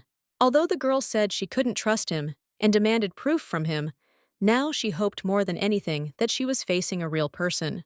Within minutes, the three of them set off for Busan in search of Han So-ri. Park noted that he certainly understood everything, but he couldn't help but ask Cha Ye-bin why Yo-ren was taking part in all this. The brother grumbled discontentedly that he had only invited his sister with him, and the uninvited guest here was only Park In-woo. Then Park remarked that he couldn't leave his fiancée unattended, so he went with them. Cha Ye-bin replied again that was to be expected, since he always stalks after his sister. Park replied that his situation was still better than Cha Ye-bin's. Brother advised him to watch his tongue because he was Yo-ren's older brother. In-woo replied that he was her fiancé, to which Cha Ye-bin immediately said that this could all be easily resolved by breaking off the engagement. This could go on forever, so Yo-ren asked them to stop and start searching for Han So-ri. Yo-ren also noted that his brother wouldn't be able to drive anyway because he drank too much the day before, so he should thank Park In-woo for agreeing to take them to Busan. A satisfied smile immediately appeared on Park In-woo's face as Yo-ren took his side, and he asked if the bride was tired, inviting the girl to take his hand. Cha Ye-bin shouted again for In-woo to stop picking on his sister. In-woo replied that he wasn't going to listen to him. This argument between the men started to get out of hand, as each tried to prove to the other that he was more important in Yo-ren's life. The girl caught herself thinking that Park was deliberately bringing out her brother's emotions and thus could somehow influence Cha Ye-bin's primary preferences. The girl learned something while experimenting with the flower of trials through small and large deviations. There were unshakable rules that Cha Yo-ren had to follow. These rules were as follows: to oppose the marriage of Cha Ye-bin and Han So-ri, to hinder their love, to hate Han So-ri, and to annoy her in every way. As long as the girl followed these rules, the drama did not limit her actions, and so she thought that perhaps Park In-woo had some specific requirements. She just has to figure out what the role of Park In-woo requires of a man, if he is actually a real person. Finally, Yo-ren, accompanied by two men, walked away from the car and saw the young girl they were looking for. So-ri was standing on the beach, looking into the distance. Her hair was blowing in the wind, and tears were visible in her eyes. At that moment, Han So-ri was incredibly beautiful, and Yo-ren thought for a moment that it was not for nothing that she was given the main role. Cha Ye-bin couldn't take his eyes off his beloved, while Park In, meanwhile, took water in his mouth and poured it into Ye-bin's ear. He shouted, asking why In-woo did that. Yo-ren thought that these idiots were making the Busan scene drag on too long, and she had an important meeting with buyers tomorrow. Cha Yo-ren's character in this drama had two tasks. First, to make Cha Ye-bin and Han So-ri believe that they were brother and sister, And the second task was to quickly push Han to enter the Cha family's house on her own so that she could begin her hellish life as a sister. Therefore, the girl immediately decided to move on to her tasks and confidently headed towards Han So-ri. Cha Ye-bin looked at his sister in shock and asked her what she was going to do. Yo-ren walked up to Han So-ri and gave her a fake smile. She greeted her, then remarked that she should address So-ri as her sister from now on. Yo-ren said that even though they barely knew Han, she was glad to have an older sister now. Han asked without emotion how Yo-ren found her.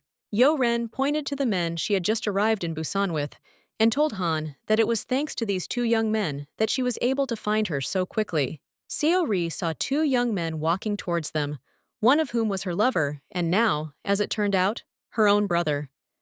It was unbearably painful for her to look Cha Ye-bin in the eyes. Finally, their eyes met. Seo-ri still couldn't find the strength to look away, and Cha Ye-bin asked worriedly why she had disappeared without saying a word. Han So-ri never dared to explain anything to Cha Ye-bin, so she lowered her eyes and silently stared at the sea sand. And then, unexpectedly passing by the confused Cha Ye-bin, Han So-ri headed towards Park In-woo. So-ri asked him why he came here, because she hadn't specifically told anyone about her location. Cha Ye-bin asked in surprise why she passed by. And the girl, without looking him in the eye, replied that it hurt her too much to look at him. Suddenly, Han started crying and asked Park In-woo to help her because she was confused and didn't know what to do next. Park knew what he had to say in this episode, but he suddenly looked at Yo-ren. Yo-ren caught Park In-woo's gaze and didn't understand why he was silent. But he, looking into her eyes, seemed to be calling her to see what would happen next. Han So-ri expected that the young man would comfort her as always, so she already reached out to him to fall into his arms as always. Park In-woo stepped towards Seo-ri and also held out his arms, so the girl was happy and was ready, as always, to cry on his shoulder. But Park In-woo unexpectedly walked past Han So-ri and headed towards Yo-ren. Yo-ren looked at his actions in shock and did not understand what he was doing. In-woo at that time came closer and closer to Yo-ren, until he was right next to the girl. Yo-ren started asking him why In-woo approached her, as it was not part of the drama's plot. The man asked Yo-ren to be quieter. When Park In-woo was near the girl, he whispered in her ear to look at what was going to happen to the main character. Yo-ren immediately looked at Han So-ri and was seriously scared, because the main character's gaze lit up with a red glow, and she spoke angrily to her husband, asking what he was doing. Yo-ren looked at Han, who kept telling Park to come over and hug her immediately. She naturally asked if he wasn't going to comfort her today. Han So-ri repeatedly called Park to her, demanding that he do what the drama's plot predicted.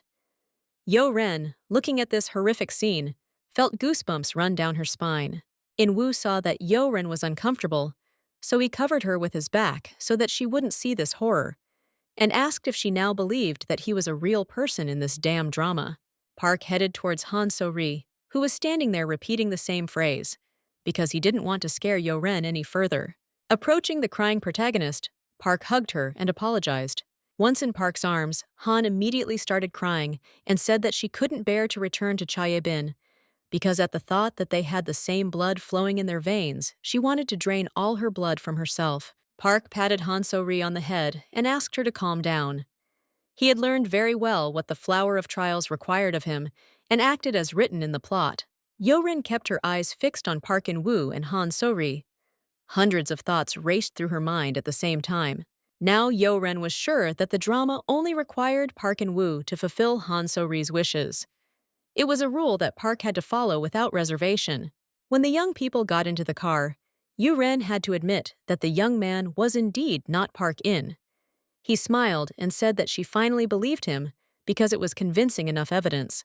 The girl clarified if she understood correctly, and his rule is that he must always fulfill all of Han So-ri's wishes. Park asked what rules he was talking about. Then Yo-ren explained that by the word rules, she meant actions that they are not allowed to break within the framework of their characters, and asked if disrespecting Cha Ye-bin was also part of his rules. Park replied that he despised Cha Ye-bin for no reason, and that he didn't have to follow any rules to do so. The girl then asked how long ago he realized she was a real person. Park said that this happened quite recently because her acting was simply unbeatable. Yo Ren was certainly pleased to receive compliments, but she decided not to show her true emotions. So she simply thanked him for guessing about the existence of a real person in the drama. Park smiled contentedly and expressed hope for further fruitful cooperation. The girl reciprocated. They shook hands as a sign of their partnership. But the girl had a suspicious feeling that something was not right here. After all, how can a normal person come to terms with the death of their character in a drama? So Yo Ren decided not to postpone this question until later and asked him to honestly answer why. But before she could prove it, someone loudly banged on the car window. An enraged Cha Ye-bin knocked on the window and shouted for Park to let him in immediately because he wouldn't let him be alone with his sister. Ye-ren let out a doomed sigh and thought she would ask Park about it later. After rolling down the window, Yo-ren asked her brother if Han So-ri had finally calmed down a bit, and if her hysteria was over, she suggested they go home quickly. Cha Ye-bin's face immediately turned pale. It was obvious that something was bothering him, but he didn't dare to tell Yo-ren about it. So Yo-ren asked herself what happened. Cha Ye-bin said that Seo-ri will only get in the car if Yo-ren gives her a sincere apology. The girl understood that until this scene was over, the drama wouldn't let her move on to the next one. So she had to get out of the car. It should not be forgotten that So-ri is also the biological daughter of director Cha, and in order for the next plot to begin, she must move into their family residence and start life as Cha Ye-bin's sister. Yo-ren understood that now she had to push Han to the decision to come to their house herself. Cha looked at Han and repeated her demand that only after she apologized would So-ri get in the car, and then demonstratively said loudly that she apologized. Han So-ri was dissatisfied with such an apology, so she shouted that Yo-ren continued to make her feel guilty, but she was not going to admit guilt herself. So-ri began to recount that it was Yo-ren who accused So-ri of clinging to Park In, destroyed her relationship with Cha Ye-bin right before the wedding, and with her own hands dug a deep chasm between Han and her colleagues. Summing up everything, Han concluded that Yo-ren was simply jealous of her, because the girl who had nothing at birth now has much more than Yo-ren, who was born into a wealthy family. So Ri said that Yo-ren is doing everything only out of fear, because she is worried that if Han So-ri marries her brother, he will take away everything she has left from Yo-ren. But Yo-ren, smiling, came close to Han and noted that the difference between them was not at all about wealth. And even if So-ri were the richest woman in Korea and Yo-ren was a commoner, nothing would have changed. Han blinked and said she didn't understand what Yo-ren meant. Cha then explained that So-ri would always be the same stupid, selfish person who only cared about herself. Seo-ri started to get angry and yelled at Yo-ren to shut up, but Yo-ren just laughed and said that it was unlikely that Han Seo-ri would change even if she joined their family. Yo-ren saw that she had touched So-ri's heart, and therefore, after taking a control shot in the head, she said that So-ri would realize only through her own experience that a person's nature cannot be corrected by the amount of wealth they have. Then So-ri shouted at the top of her lungs so that Yo-ren would remember her words.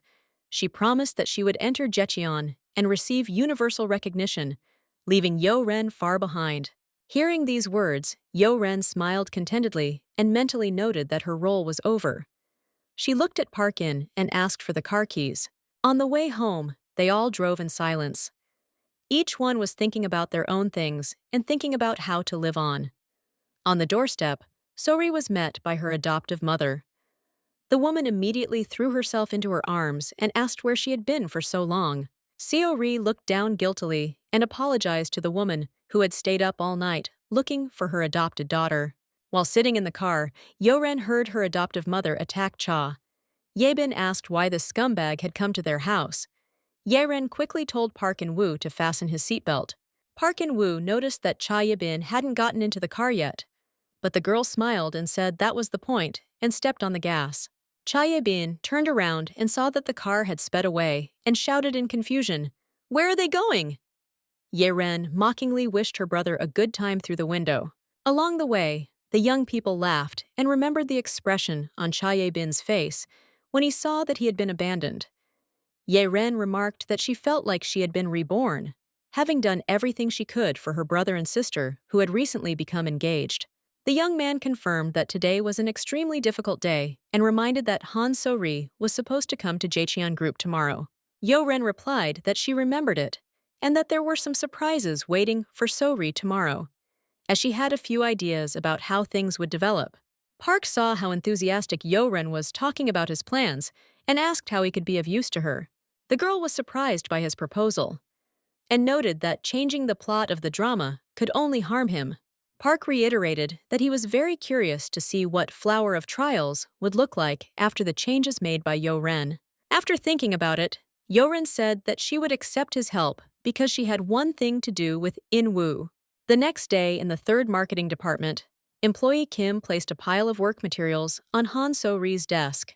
The man asked if she had had a good rest and explained that these were the things she had left before suddenly disappearing from the office.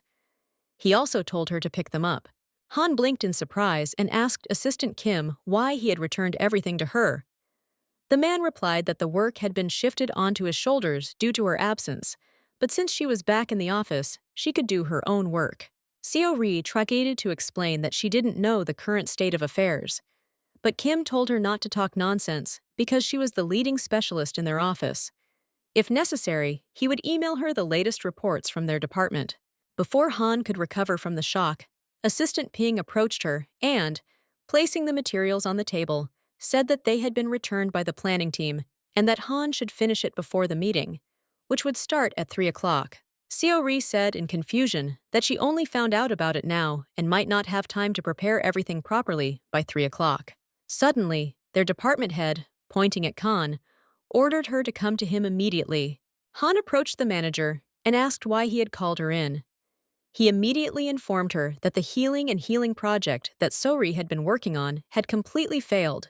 The shocked girl was told that this could not be. The manager explained that the work on the project had been delayed and no one was interested in it anymore. The man personally saw this before informing Khan about it, so he told Han to re-upload this whole project by lunchtime. So Ri tried to explain that she had just been given a job by Assistant Kim and Manager Pin, which she also had to deal with today. The girl said in a pitiful voice that she couldn't handle this job on her own.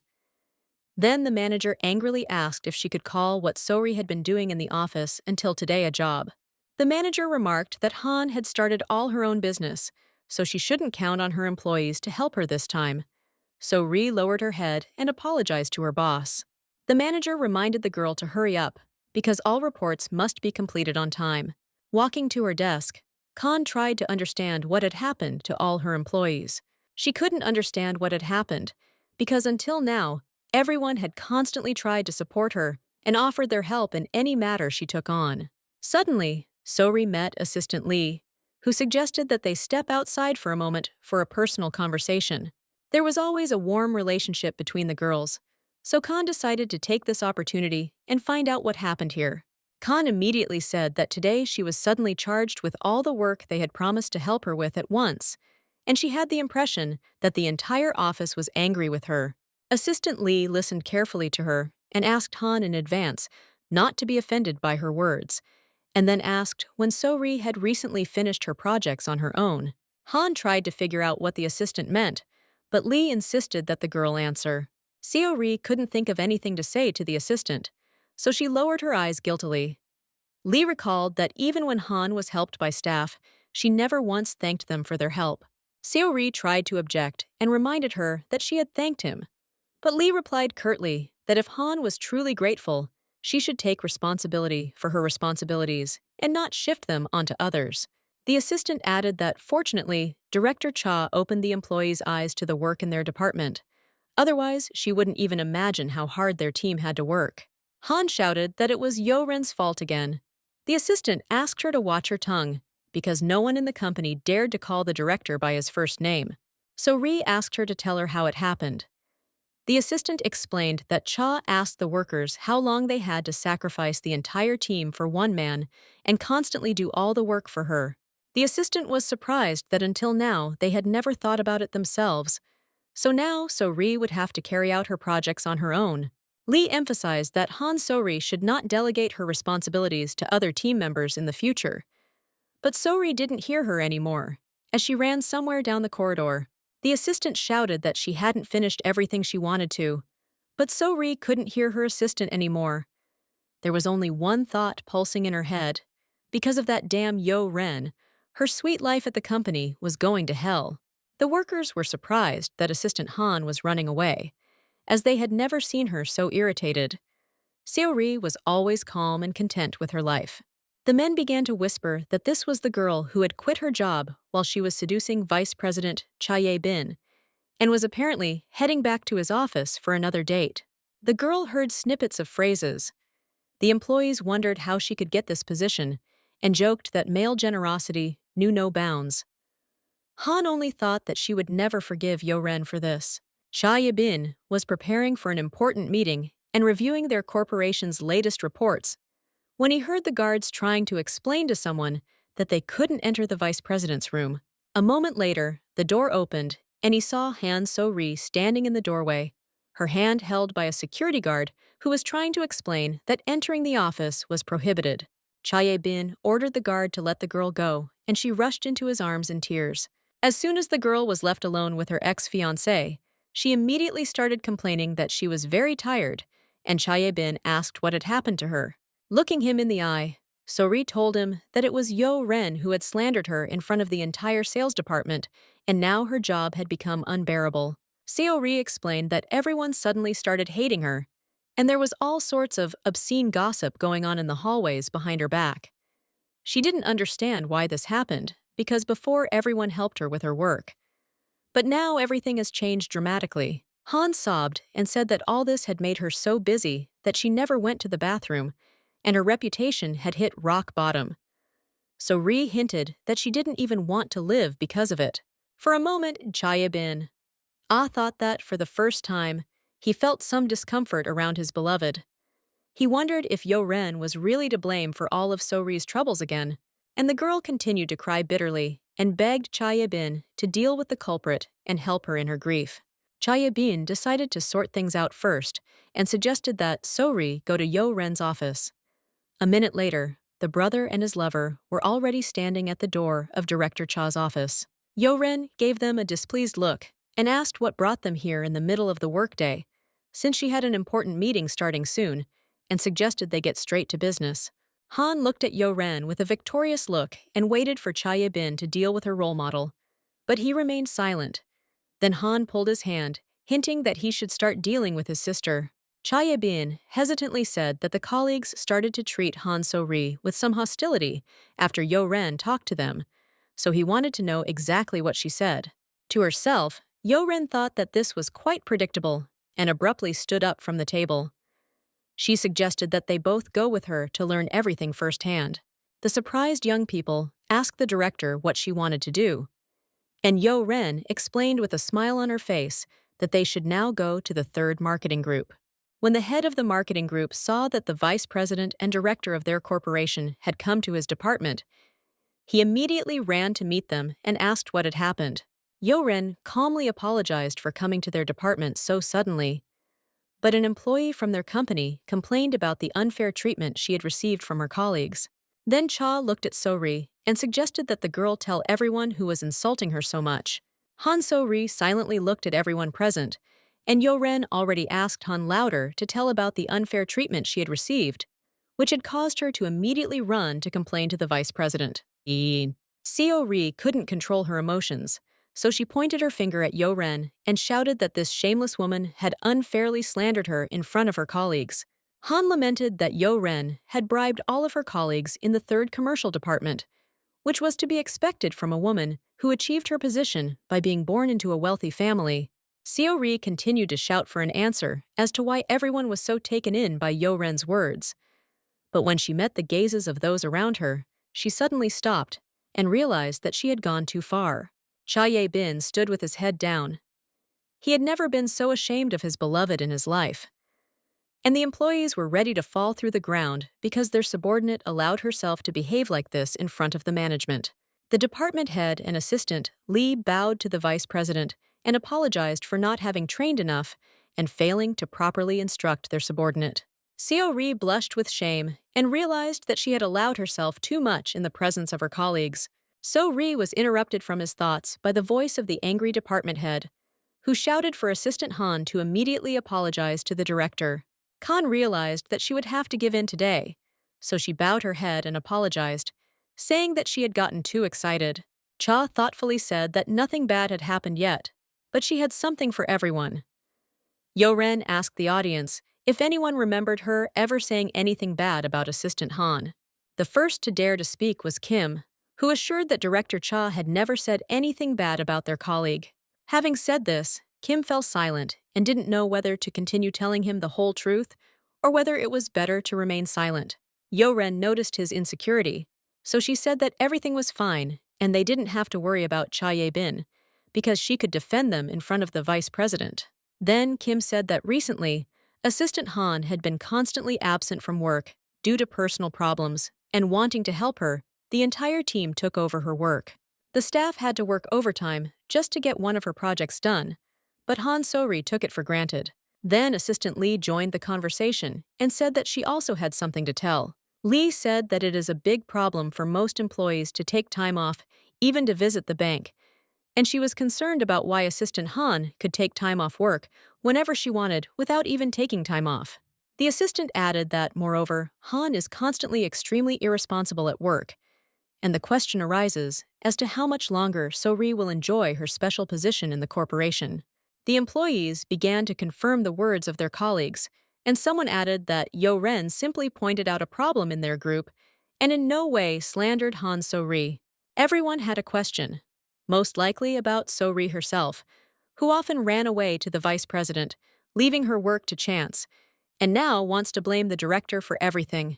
So-ri looked at Cha Ye-bin, trying to find some support in his gaze, and called him by name.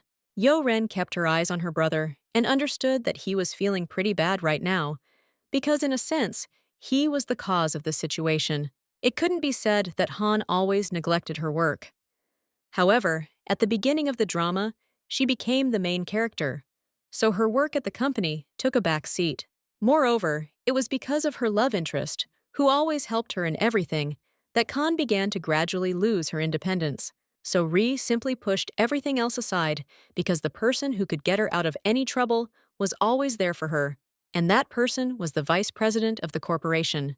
Cha Ye-bin felt embarrassed in front of his colleagues for his girlfriend, so he apologized, explaining that he was not unaware that So-ri was so neglectful of her duties at the company. The vice president admitted that it was because he often took So-ri away that this situation happened, so he sincerely apologized to the entire team for it. The employees were surprised by the vice president's behavior. Cha Ye-bin turned and headed for the door, telling Yo-ren that he would leave the rest to her. The girl assured him that she was going to sort everything out right now. Han realized that she would be left without support, so looking at Cha Ye-bin's back, she asked him to stay here.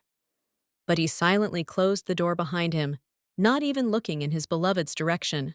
It hurt for Yo-ren to look at So-ri. She understood that the girl felt uncomfortable in such a situation, but first, Yo-ren needed to sort things out here. Yo-ren turned to Kim and asked if he was the one who managed to implement the project to promote Jongcheon on social media, instead of Assistant Han. The man was a little confused, but admitted that was exactly what happened. Cha reported that she received the preliminary report, and the result was outstanding. The response was so great that she has to thank Kim for a job well done. Yo-ren then thanked Assistant Lee for changing the format of the meeting minutes and announced that from now on they would follow this format. The matter reached the head of the marketing department, who Yo-ren thanked for the project plan, saying that it was a great job. The employees began to thank the director for such kind words. Han So-ri could barely contain her anger at that time. Assistant Kim and the assistant saw the director as a saintly person and swore that they would be loyal to the corporation until the end of their days, even offering to become eternal slaves to Director Cha.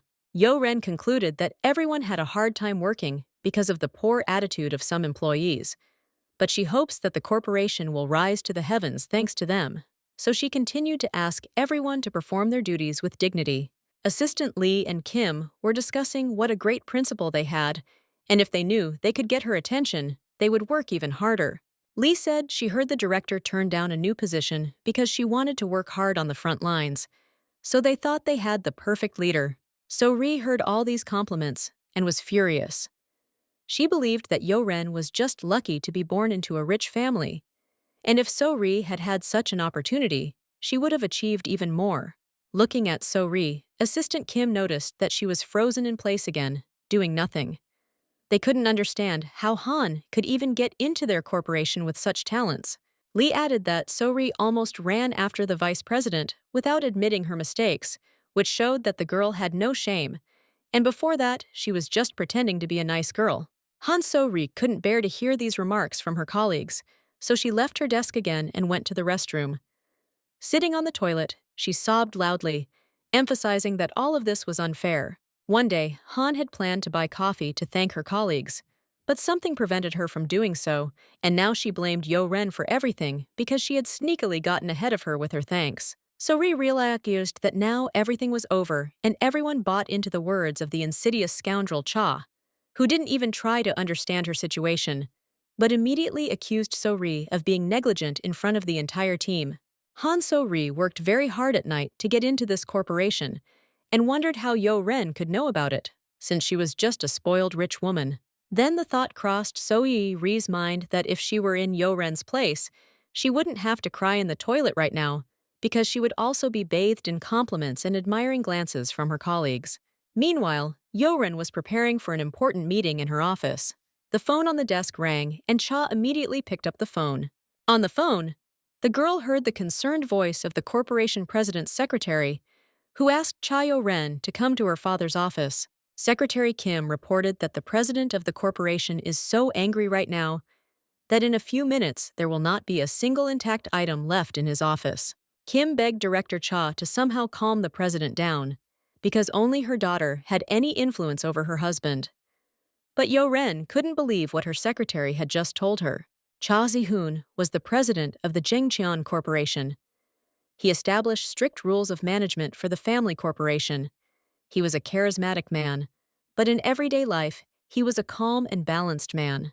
Even when his son Chaya Ye-bin broke off the engagement last time, Se-hoon just tore his hair off his head and never allowed himself to get so upset. Therefore, Yo-ren did not understand what had made her father so angry and ran to his office to sort everything out. Standing outside the office was Secretary Kim, who had also never seen the president in such a state. It was clear from his expression that he was seriously scared.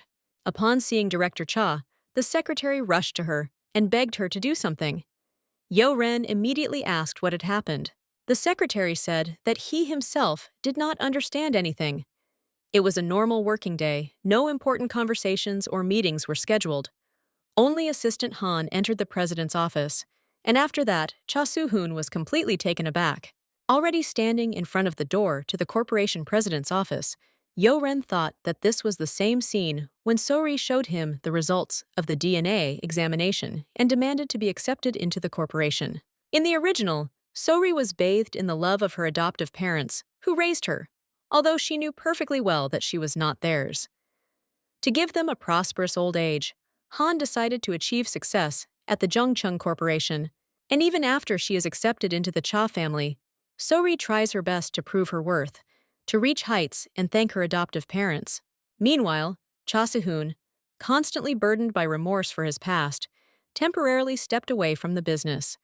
He soon pulled himself together and returned to his post, finally recognizing Han So-ri. However, such incredible outbursts of anger were definitely not in the script. Therefore, the girl timidly knocked on the president's office and asked permission to enter. No one answered the girl, but she opened the door anyway and looked in. In the middle of the office stood an angry father with a golf club in his hands, and around him was a pile of broken furniture. As if coming back from some oblivion, the father looked at his daughter and asked if it was her. Then he advised her not to touch anything, because she could get hurt on the glass. Cha Se-hoon had never behaved like this before, and Yo-ren decided that he had a hot temper in the past. Looking around, the girl turned on the light and asked what he was doing in the complete darkness. The president didn't want to answer her questions. Then Yo-ren said that she had heard Assistant Han come to her father for a conversation and asked what they were talking about. Cha Se-hoon hesitated with his answer, and then, gathering himself, said that they had not discussed anything important. the president reached for the test results that were lying on the table. He said that he was a little tired, so he needed to rest. Cha Se-hoon waited for his daughter to leave the office, but Yo-ren suddenly asked if Han had said that she was his own daughter. The father was simply shocked to hear that from Yo-ren. He looked into his daughter's eyes and asked how she knew about it. Yo-ren decided to tell her father the whole truth right away and, lowering her eyes, admitted that she was the first to find out about it. Yo-ren said that she didn't want her brother to marry this girl, so she conducted a secret investigation, which revealed this fact. And then she told Han So-ri everything. The father listened to his daughter and, looking down guiltily, said that this was all her bad father's fault.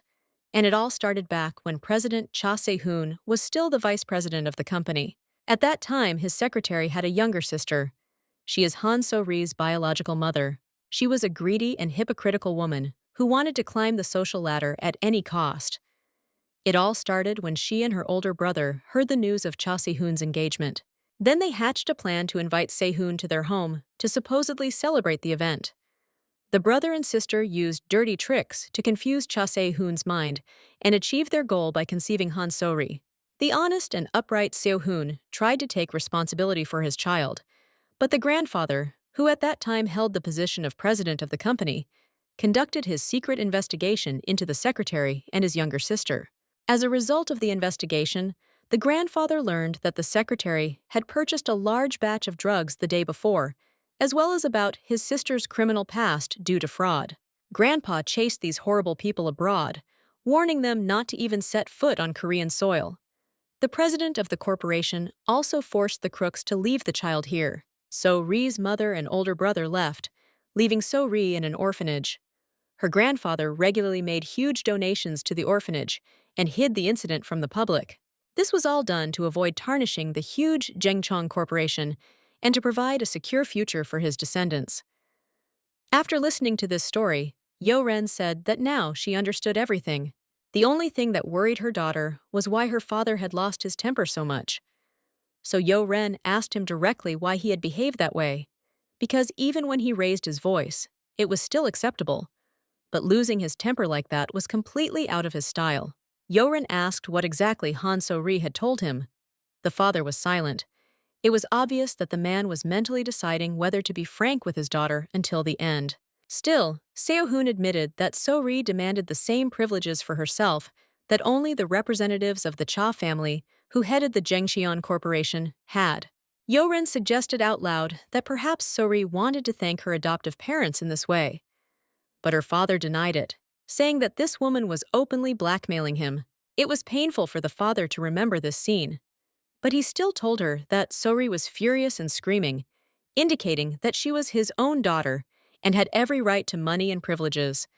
At that moment, So-ri reminded Se-hoon very much of her treacherous mother. Even though Han So-ri was Cha Se-hoon's unwanted child, he still had to accept her into the family because the girl was not to blame for her mother's actions. And Han So-ri, in turn, although she hated the blood that made her the sister of her lover, she also had to accept a new family and be filled with the desire to thank her kind parents for everything. Yo-ren looked at the main characters and realized that they both behaved radically differently than in the original plot. The girl realized that she was the reason for this because she interfered with the drama script. Her father's past was only lightly touched upon in the original, so Yo-ren had no idea how hard it must have been for him. Because the girl changed the course of events, the father and older brother found themselves in an even more difficult situation than in the original. Cha Se-hoon saw his daughter thinking about something and thought that she was judging him. So he went to Yo-ren and, putting his arm around her shoulders, apologized. Yo-ren asked in surprise what she should forgive him for. His father explained that he was ashamed of his past, so he couldn't bring himself to tell his family the whole truth.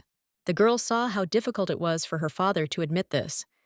He added that he shouldn't have hidden it from his own daughter and apologized for causing her shock today. If the local press learns about Han So-ri's existence, society will portray Cha Se-hoon as a heartless father, but no one will ever guess the true details of this story. The girl was stunned by his sincerity and felt guilty for causing so much trouble for her father. Trying to survive in this damn drama, Yo-ren threw herself into her father's arms Once in his arms, Yoren asked her father to accept Han into the corporation. The father was surprised and asked what his daughter was saying. Yoren explained that Han So-ri's anger is growing exponentially now. They can't even imagine what this girl is really capable of. Yoren noticed that Han could take advantage of the fact that she was the illegitimate child of the president of the corporation, and, by making this information public, could turn everything to her advantage. The president acknowledged that his daughter was right and thanked her for thinking of such details that he had overlooked. He was proud to have such a smart and intelligent daughter. Yoren decided to cheer up her father and told him not to worry about anything, because she would take care of everything else herself, and he just had to accept Han by fulfilling her demands. The girl decided that if this world, which had changed because of her, did not pay attention to the suffering of other characters, then she could become a shield for them. So, she confidently said that no one would be able to say a bad word about them. The next morning, at the main office of Daesu Group, Yo Ren met Park In-woo in the hallway, who was surprised that his fiancé had called him, as she always had a lot to do. The girl apologized for it happening so suddenly and added that she had an urgent conversation with Park In-woo. The young man was surprised that the girl had to travel quite a distance to his office for this conversation. Therefore, he assured her that he would be happy to talk to her at any time without any problems. Out of the corner of her eye, the girl noticed how the employees were staring at them and hinted that they would need some place where they could be alone for this conversation. The employees almost dropped their glasses of drink when they saw the CEO of their corporation smile, and, noting that this was not good, they scattered. Yoren looked after the frightened workers and really wanted to know what kind of life this guy leads in normal times. Park In-woo suggested that they come to his office. When they were alone, the guy asked what exactly Yoren wanted to talk to him about. Yoren immediately got to the main point and said that So-ri had changed a lot recently. Cha revealed that the day before, Han had demanded that her father give her the same privileges as Cha's family members. Initially, So-ri was a good-natured protagonist, but recently, So-ri has become cruel. Yo-ren was worried about whether she would be able to change the ending of the drama, and was very worried that if everything got out of control and went in the wrong direction, she would not have time to take action in time. Park In-woo listened carefully to the girl and suddenly asked if Yo-ren knew that Flower of Trials wasn't that smart. Yo-ren was surprised and asked in what sense the drama wasn't smart. Then Park revealed that the story of Flower of Trials could actually be changed. Yo-ren couldn't believe her luck, so she asked him if he was sure of what he had just said and how he knew about it. Park said that he would try to explain everything now. He noted that there are rules that even Yo-ren cannot break, because Flower of Trials immediately interferes with the course of the drama. Yo-ren confirmed that this happens right after she either doesn't oppose So-ri and her brother's marriage, or when she doesn't get the main character, or when she tries to escape from the Flower of Trials. Then Park In-woo took a marker, a white sheet of paper, and placed it in front of him. He noticed that Flower of Trials was like an artist painting a certain picture. Park said that in order to complete the sketch of the picture, you need to color the picture. And he, Yo-ren, and other secondary characters happened to be holding paints of certain colors in their hands. In-woo pointedly drew a circle and began to color in the middle. Park explained that certain restrictions were created for their characters so that they could continue to color within their boundaries until the desired color was achieved. Park then said that the Flower of Trials cannot affect the main characters, even when they stray from the right direction. And the main characters themselves are sketches. They are the reason for the existence of this drama world. In other words, they are a work of art that has already come out of the artist's hands. Park In-woo asked what would happen if the secondary characters who fill in the sketch gradually changed the story and thereby set the main characters in a direction that was not initially intended. Looking into Yo-ren's eyes, In-woo asked what the Flower of Trials would do in that case. The girl initially assumed that the Flower of Trials would simply add paint on top, or Yo-ren was even afraid to say out loud what was on her mind. Park In-woo could see from her expression that she had already found the right answer and said that was exactly what he meant. He added that in that case, Flower of Trials would simply change the primary sketch. In-woo added that, of course, they can't completely change the course of the drama however they want, because Flower of Trials isn't stupid either. Besides, they can't know 100% how the course of the story will change once they start changing it radically. For young people, there were two possibilities at once: hope and despair. The happy ending they wanted for their secondary characters could very well exist alongside the happy ending for the main characters. But just as likely, everything could go wrong, and in the most unexpected way. Therefore, there was a danger of staying in the drama forever. Therefore, before deciding on such drastic changes, it was necessary to think everything over carefully and make the right decision. The young people looked at each other in silence, not daring to make any decisions. Park In-woo was the first to break the silence. He sat down closer to Yo-ren and said that he wasn't afraid to take a risk, because he would have such an incredible girl like Yo-ren by his side. Yo-ren smiled and said that the argument was so-so, but it was worth a try. And then, extending her hand to the young man, Yo-ren, in a more confident voice, suggested changing the sketch, influencing the characters of this drama for the sake of a happy ending for Yo-ren and Park In-woo. Park In-woo liked such a confident young girl more. He extended his hand to her and said that he would be happy to sign up for this adventure. To begin with, Yo-ren suggested finding out how much Han So-ri herself had changed in order to have information about the real state of the plot. Parkin told her not to worry about it, because he had already assigned the main character trusted people to constantly monitor her. A chill ran down Yo-ren's spine, and she was once again convinced that this man was really dangerous. The girl remembered that there would soon be a celebration episode to celebrate the launch of the new brand of the Zhengchong Corporation, and suggested taking advantage of this opportunity. It is at this party that Han So-ri is supposed to be introduced. Therefore, taking advantage of this episode will allow you to better see the changes that have occurred with Han So-ri, and will also give you a chance to influence the Flower of Trials through the main character. However, while Han So-ri still doesn't know enough about manners, Yo-ren has a plan in mind: how to help her with this. And here it is Park In-woo who has to help with this issue. The girl took the phone and showed Park In-woo the contact information of a certain person. Yo-ren explained that if she introduced Han So-ri to this girl, the main character would become suspicious, but if Park In-woo did it, there should be no questions. Park In-woo turned pale when he read the name Yu-ren had shown him. He asked if she was sure about her decision, and Yu-ren replied that there was no better candidate for the role. Yo-ren made an appointment with this extravagant young girl, and was confident that the well-known socialite would help her with this task. When a striking young girl walked into the restaurant, Yo-ren's mouth dropped open at her charisma. Her name was Ani. The girl immediately greeted Yo-ren, calling her little kitten. The eldest daughter of the owners of the Songjin Group complimented Yo-ren, saying that the girl had become even more beautiful since they last saw each other. Ani took the sashimi and started feeding Yo-ren like in the good old days.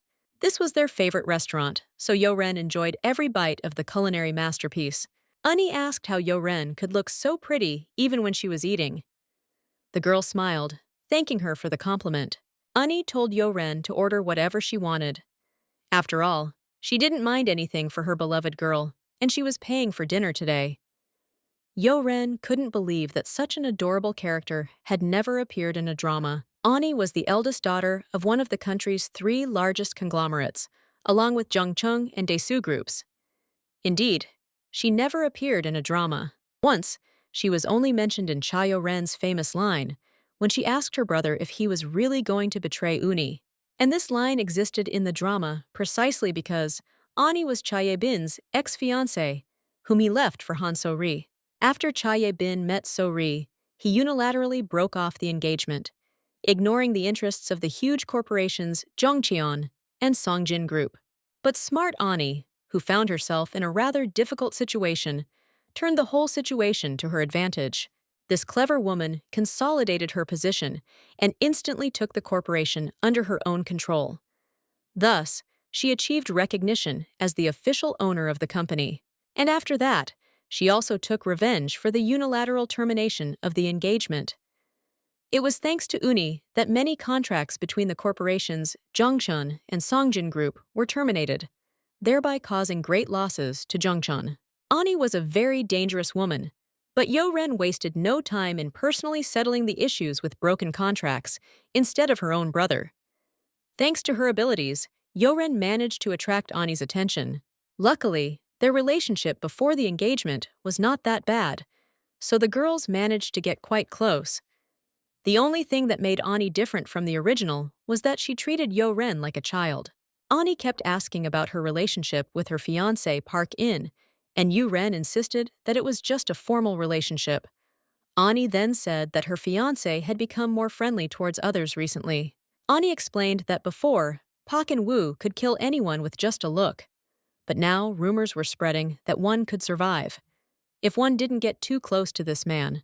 Getting down to business, Yo-Ren asked Park In-woo if he would be willing to introduce Ani as So-ri's mentor. She immediately picked up her phone and was ready to set up a meeting. Park thought for a long time and didn't answer. Yo-Ren looked into his eyes and repeated the question. The young man said that he shouldn't completely trust this woman. Yo-Ren asked in surprise why. Park tried to explain that there was no one better than Uni in business matters, but he was worried that she was too attached to Yo-Ren. Yo-Ren replied that there was nothing strange about it, because Uni was just worried about her. But Park noted that it could also mean that Uni disliked Yo-Ren in her heart and shouldn't get so openly close to her. Yo-Ren smiled and replied that she had the impression that Park In-woo was jealous of her right now. The young man quickly pulled himself together and sat down closer to Yo-Ren. The girl didn't understand why he was doing this and kept looking at him. Meanwhile, Park In said that he had a delicate question. He looked into Yo-Ren's eyes with a seductive look and asked if he was closer to her than Uni. Yo-Ren swallowed nervously and hesitated for a moment. Then Park asked who Yo-Ren would rush to save first if Park In-woo and Ani both fell into the water at the same time. Yo-Ren looked into Park In's eyes and remained silent. Then the man nervously shouted for Yo-Ren to answer the question quickly because he didn't understand why she wasn't making such an obvious choice in his favor. Now sitting across from Uni, Yo-Ren recalled their conversation with Park In-woo, and she began to doubt him and why he had become more friendly. Uni suddenly asked what Yo-Ren was thinking about. Uni said that Park had relaxed a bit, so she advised Yo-Ren to keep a closer eye on him. After all, everyone, from the employee to the youngest daughter of the owner of the Daesu Group Corporation, sees Park In-woo as a profitable party. Ani asked Yo-Ren to tell her fiancé that if he ever makes her girl cry, Ani would never forgive him. Now Yo-Ren understood why Park In-woo was so afraid of Ani. Yo-Ren decided to get to the point of why she had arranged this meeting. So, she said that she had been feeling a bit down lately. Uni asked worriedly what had happened to her little girl. With her eyes downcast, Yo-Ren announced, as dramatically as possible, that her father had an illegitimate child. And then she added that this illegitimate child turned out to be Han So-ri. Yo-Ren looked at Uni carefully, realizing that she must feel terrible, because after all, it was because of Han So-ri that her brother broke off the engagement with Uni. Uni angrily placed her wineglass on the table so hard that its contents almost spilled. The girl said that she hoped Yo-Ren hadn't started this conversation to offend her. It was Han So-ri who caused the stain on Uni's impeccable reputation. But the smart Uni looked more closely at Yo-Ren and said that her girl must want something from her. Uni assumed that Yo-Ren wanted her to get rid of this girl who was causing so much trouble for their family forever. But Yo-Ren immediately said no way. She didn't want to bother her friend with this question. Yo-Ren said she thought her stepsister, who would be joining their family so suddenly, might need a tutor to teach her manners. Uni didn't need to be told twice, so she smiled and said that Yo-Ren already had the perfect person for such a role. But Ani's business acumen did its job, and she immediately noted that if her girl wanted to introduce Ani as a mentor, what could she offer in exchange for this service? After the meeting, Yo-Ren immediately called Park In-woo and said that the conversation with Ani had gone quite well. Immediately, the girl heard 100 complaints about the dinner lasting over an hour, while meetings with Park In-woo himself last a few minutes. Yo-Ren decided not to get into the argument any further, so she briefly announced that Uni had agreed to be Han So-ri's mentor. Upon hearing this result, Park immediately asked what Uni wanted in return. Yo-Ren said that Uni will not take responsibility for what might happen in the future regarding Han So-ri, and Yo-Ren also promised to go with her to a Swiss villa for 2 days. Park angrily asked why the hell Yo-ren would go on a trip with her girlfriend when she had never traveled anywhere with her fiancé. Yo-ren knew that these claims would not end well, so she said that she could not talk any further and asked him to come up with the most plausible way to introduce Seo-ri and Uni. Park wanted to say more to his fiancé, but she immediately hung up. He let out a doomed sigh and thought that it was quite unfair because they were having a one-sided relationship. Park began to think about what he could do to make Yo-ren become as interested in him as he was in her. Thinking about this, he looked out the window at the night city. It was extremely beautiful, but then his gaze stopped at his own reflection. The young man came closer and examined himself more carefully. A thought flashed through his mind that Yo-ren liked his appearance, so he should take advantage of it to achieve his goals. After going home, Yo-ren finally decided to rest, and a rather unexpected surprise awaited her. Her entire family was gathered in the living room, and judging by the expressions on their faces, they were about to have a serious conversation. The father asked his daughter to sit with them. Yo-ren saw that it was really hard for the father, but he found the strength to tell the family about his illegitimate daughter. Cha Si-hoon also announced that a date had already been set for the girl to come to their home. Yo-ren asked if he meant by that girl, and the father, before his daughter could finish, said yes. By that girl, he means the result of his mistake, as well as the deceitful actions of some people. It was his illegitimate daughter, Han So-ri. Yo-ren looked at her family and realized that she reacted to this news quite normally, because she already knew about it. But it was actually quite difficult for her mother and brother right now. The mother sat with her face in her hands, and it seemed like she couldn't believe that all this was happening in reality. Yo-ren thought her mother was going to feel sick now and asked if she needed any help. But the mother's face suddenly changed, and she angrily shouted that she saw no point in bringing this girl to their family estate. Mother told Seo-hong to give that girl a large sum of money and send her far away, because that girl only needed money.